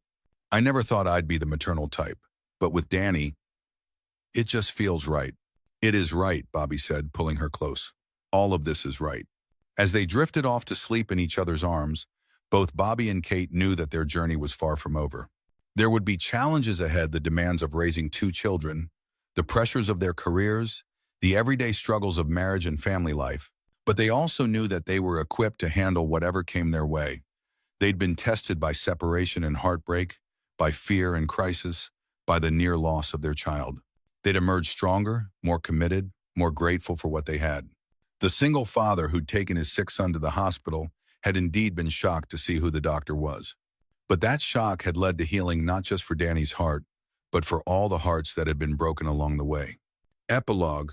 5 years later, the backyard of the Hayes home was filled with the sound of children's laughter as Danny, now 11 years old and completely recovered from his surgery, played with his 4-year-old sister Emma on the swing set Bobby had built the previous summer. Emma had Kate's eyes and Bobby's stubborn streak, and she followed her big brother around with the devotion only a little sister could show. "Push me higher, Danny," Emma called out, her dark curls flying in the breeze. "Hold on tight," Danny replied, giving her swing another push. At 11, he'd grown into a responsible, caring boy who took his role as big brother seriously. Kate stood at the kitchen window, watching her children play while she finished preparing dinner. Her community clinic had grown into a thriving practice that served hundreds of families, and she'd recently been asked to head the new pediatric cardiac program at Phoenix Children's Hospital. The scared young woman who'd run away from love 8 years ago had become a confident surgeon, mother, and community leader. "Penny for your thoughts," Bobby said, wrapping his arms around her from behind. "Just thinking about how perfect this is," Kate replied, leaning back against her husband's chest, "about how grateful I am for second chances, for the journey that brought us here." "Well, if you're feeling grateful," Bobby said with a grin, "I have some news that might make you even more grateful." Kate turned in his arms, recognizing the excitement in his voice. "What kind of news?" "The kind that involves another Hayes family member," Bobby said, his eyes twinkling with mischief and love. Kate's eyes widened as she processed what he was saying. "Bobby, are you telling me?" "I'm saying that Dr. Harrison at the clinic called with some very interesting test results," Bobby replied, his grin widening. "It seems that Mrs. Hayes is going to be very busy for the next 9 months." Kate threw her arms around Bobby's neck, tears of joy streaming down her face. "Really? We're really having another baby?" "Really," Bobby confirmed, spinning her around the kitchen just as he had on their wedding day. "Danny's going to be a big brother again, and Emma's going to have to learn to share the spotlight." As they celebrated their news, Danny and Emma burst through the back door, their faces flushed with excitement from playing outside. "Mama Kate, Daddy," Danny announced, using the name he'd called her since he was 6 years old. "Emma says she wants to be a doctor like you when she grows up. And I want to fix things like Daddy," Emma added, her 4-year-old enthusiasm infectious. "But not just cars. I want to fix everything that's broken." Kate knelt down to hug both children, her heart full to overflowing. "You can be anything you want to be," she told them. "But right now, you're perfect just the way you are." "Are you crying, Mama Kate?" Danny asked, his 11-year-old wisdom picking up on her emotional state. "Happy tears," Kate explained, the same words she'd used when he was small and worried about her emotions. "I'm crying because I'm so happy to have you both as my children." "We're happy too," Emma said matter-of-factly. "We're the best family ever, right, Danny?" "The absolute best," Danny agreed, then looked at his parents with curiosity. "Are you guys okay? You both look funny." Bobby and Kate exchanged a look, silently communicating about whether to share their news now or wait. Kate nodded slightly, and Bobby's grin grew even wider. "Well," Bobby said, sitting down so he was at eye level with the children, "we have some pretty exciting news to share with you both." "What kind of news?" Danny asked, his natural curiosity engaged. "The kind of news that means you're both going to be big siblings," Kate said, her voice warm with excitement. Emma's eyes went wide. "We're having a baby?" "We're having a baby," Kate confirmed, laughing as both children threw their arms around her. "This is the best day ever," Emma announced, her voice carrying the same enthusiasm Danny had shown at their wedding. "When will the baby come?" Danny asked, already thinking practically about the logistics of a larger family. "In about 7 months," Kate replied. "You'll both have plenty of time to get ready to be the best big siblings ever." "I'm going to teach the baby about soccer," Danny declared. "And I'm going to teach the baby about dolls," Emma added. "The baby is very lucky to have such wonderful siblings," Bobby said, pulling all 3 of his girls close. As the Hayes family gathered around the dinner table that evening, sharing stories about their day and making plans for the weekend, Kate reflected on the incredible journey that had brought them all together.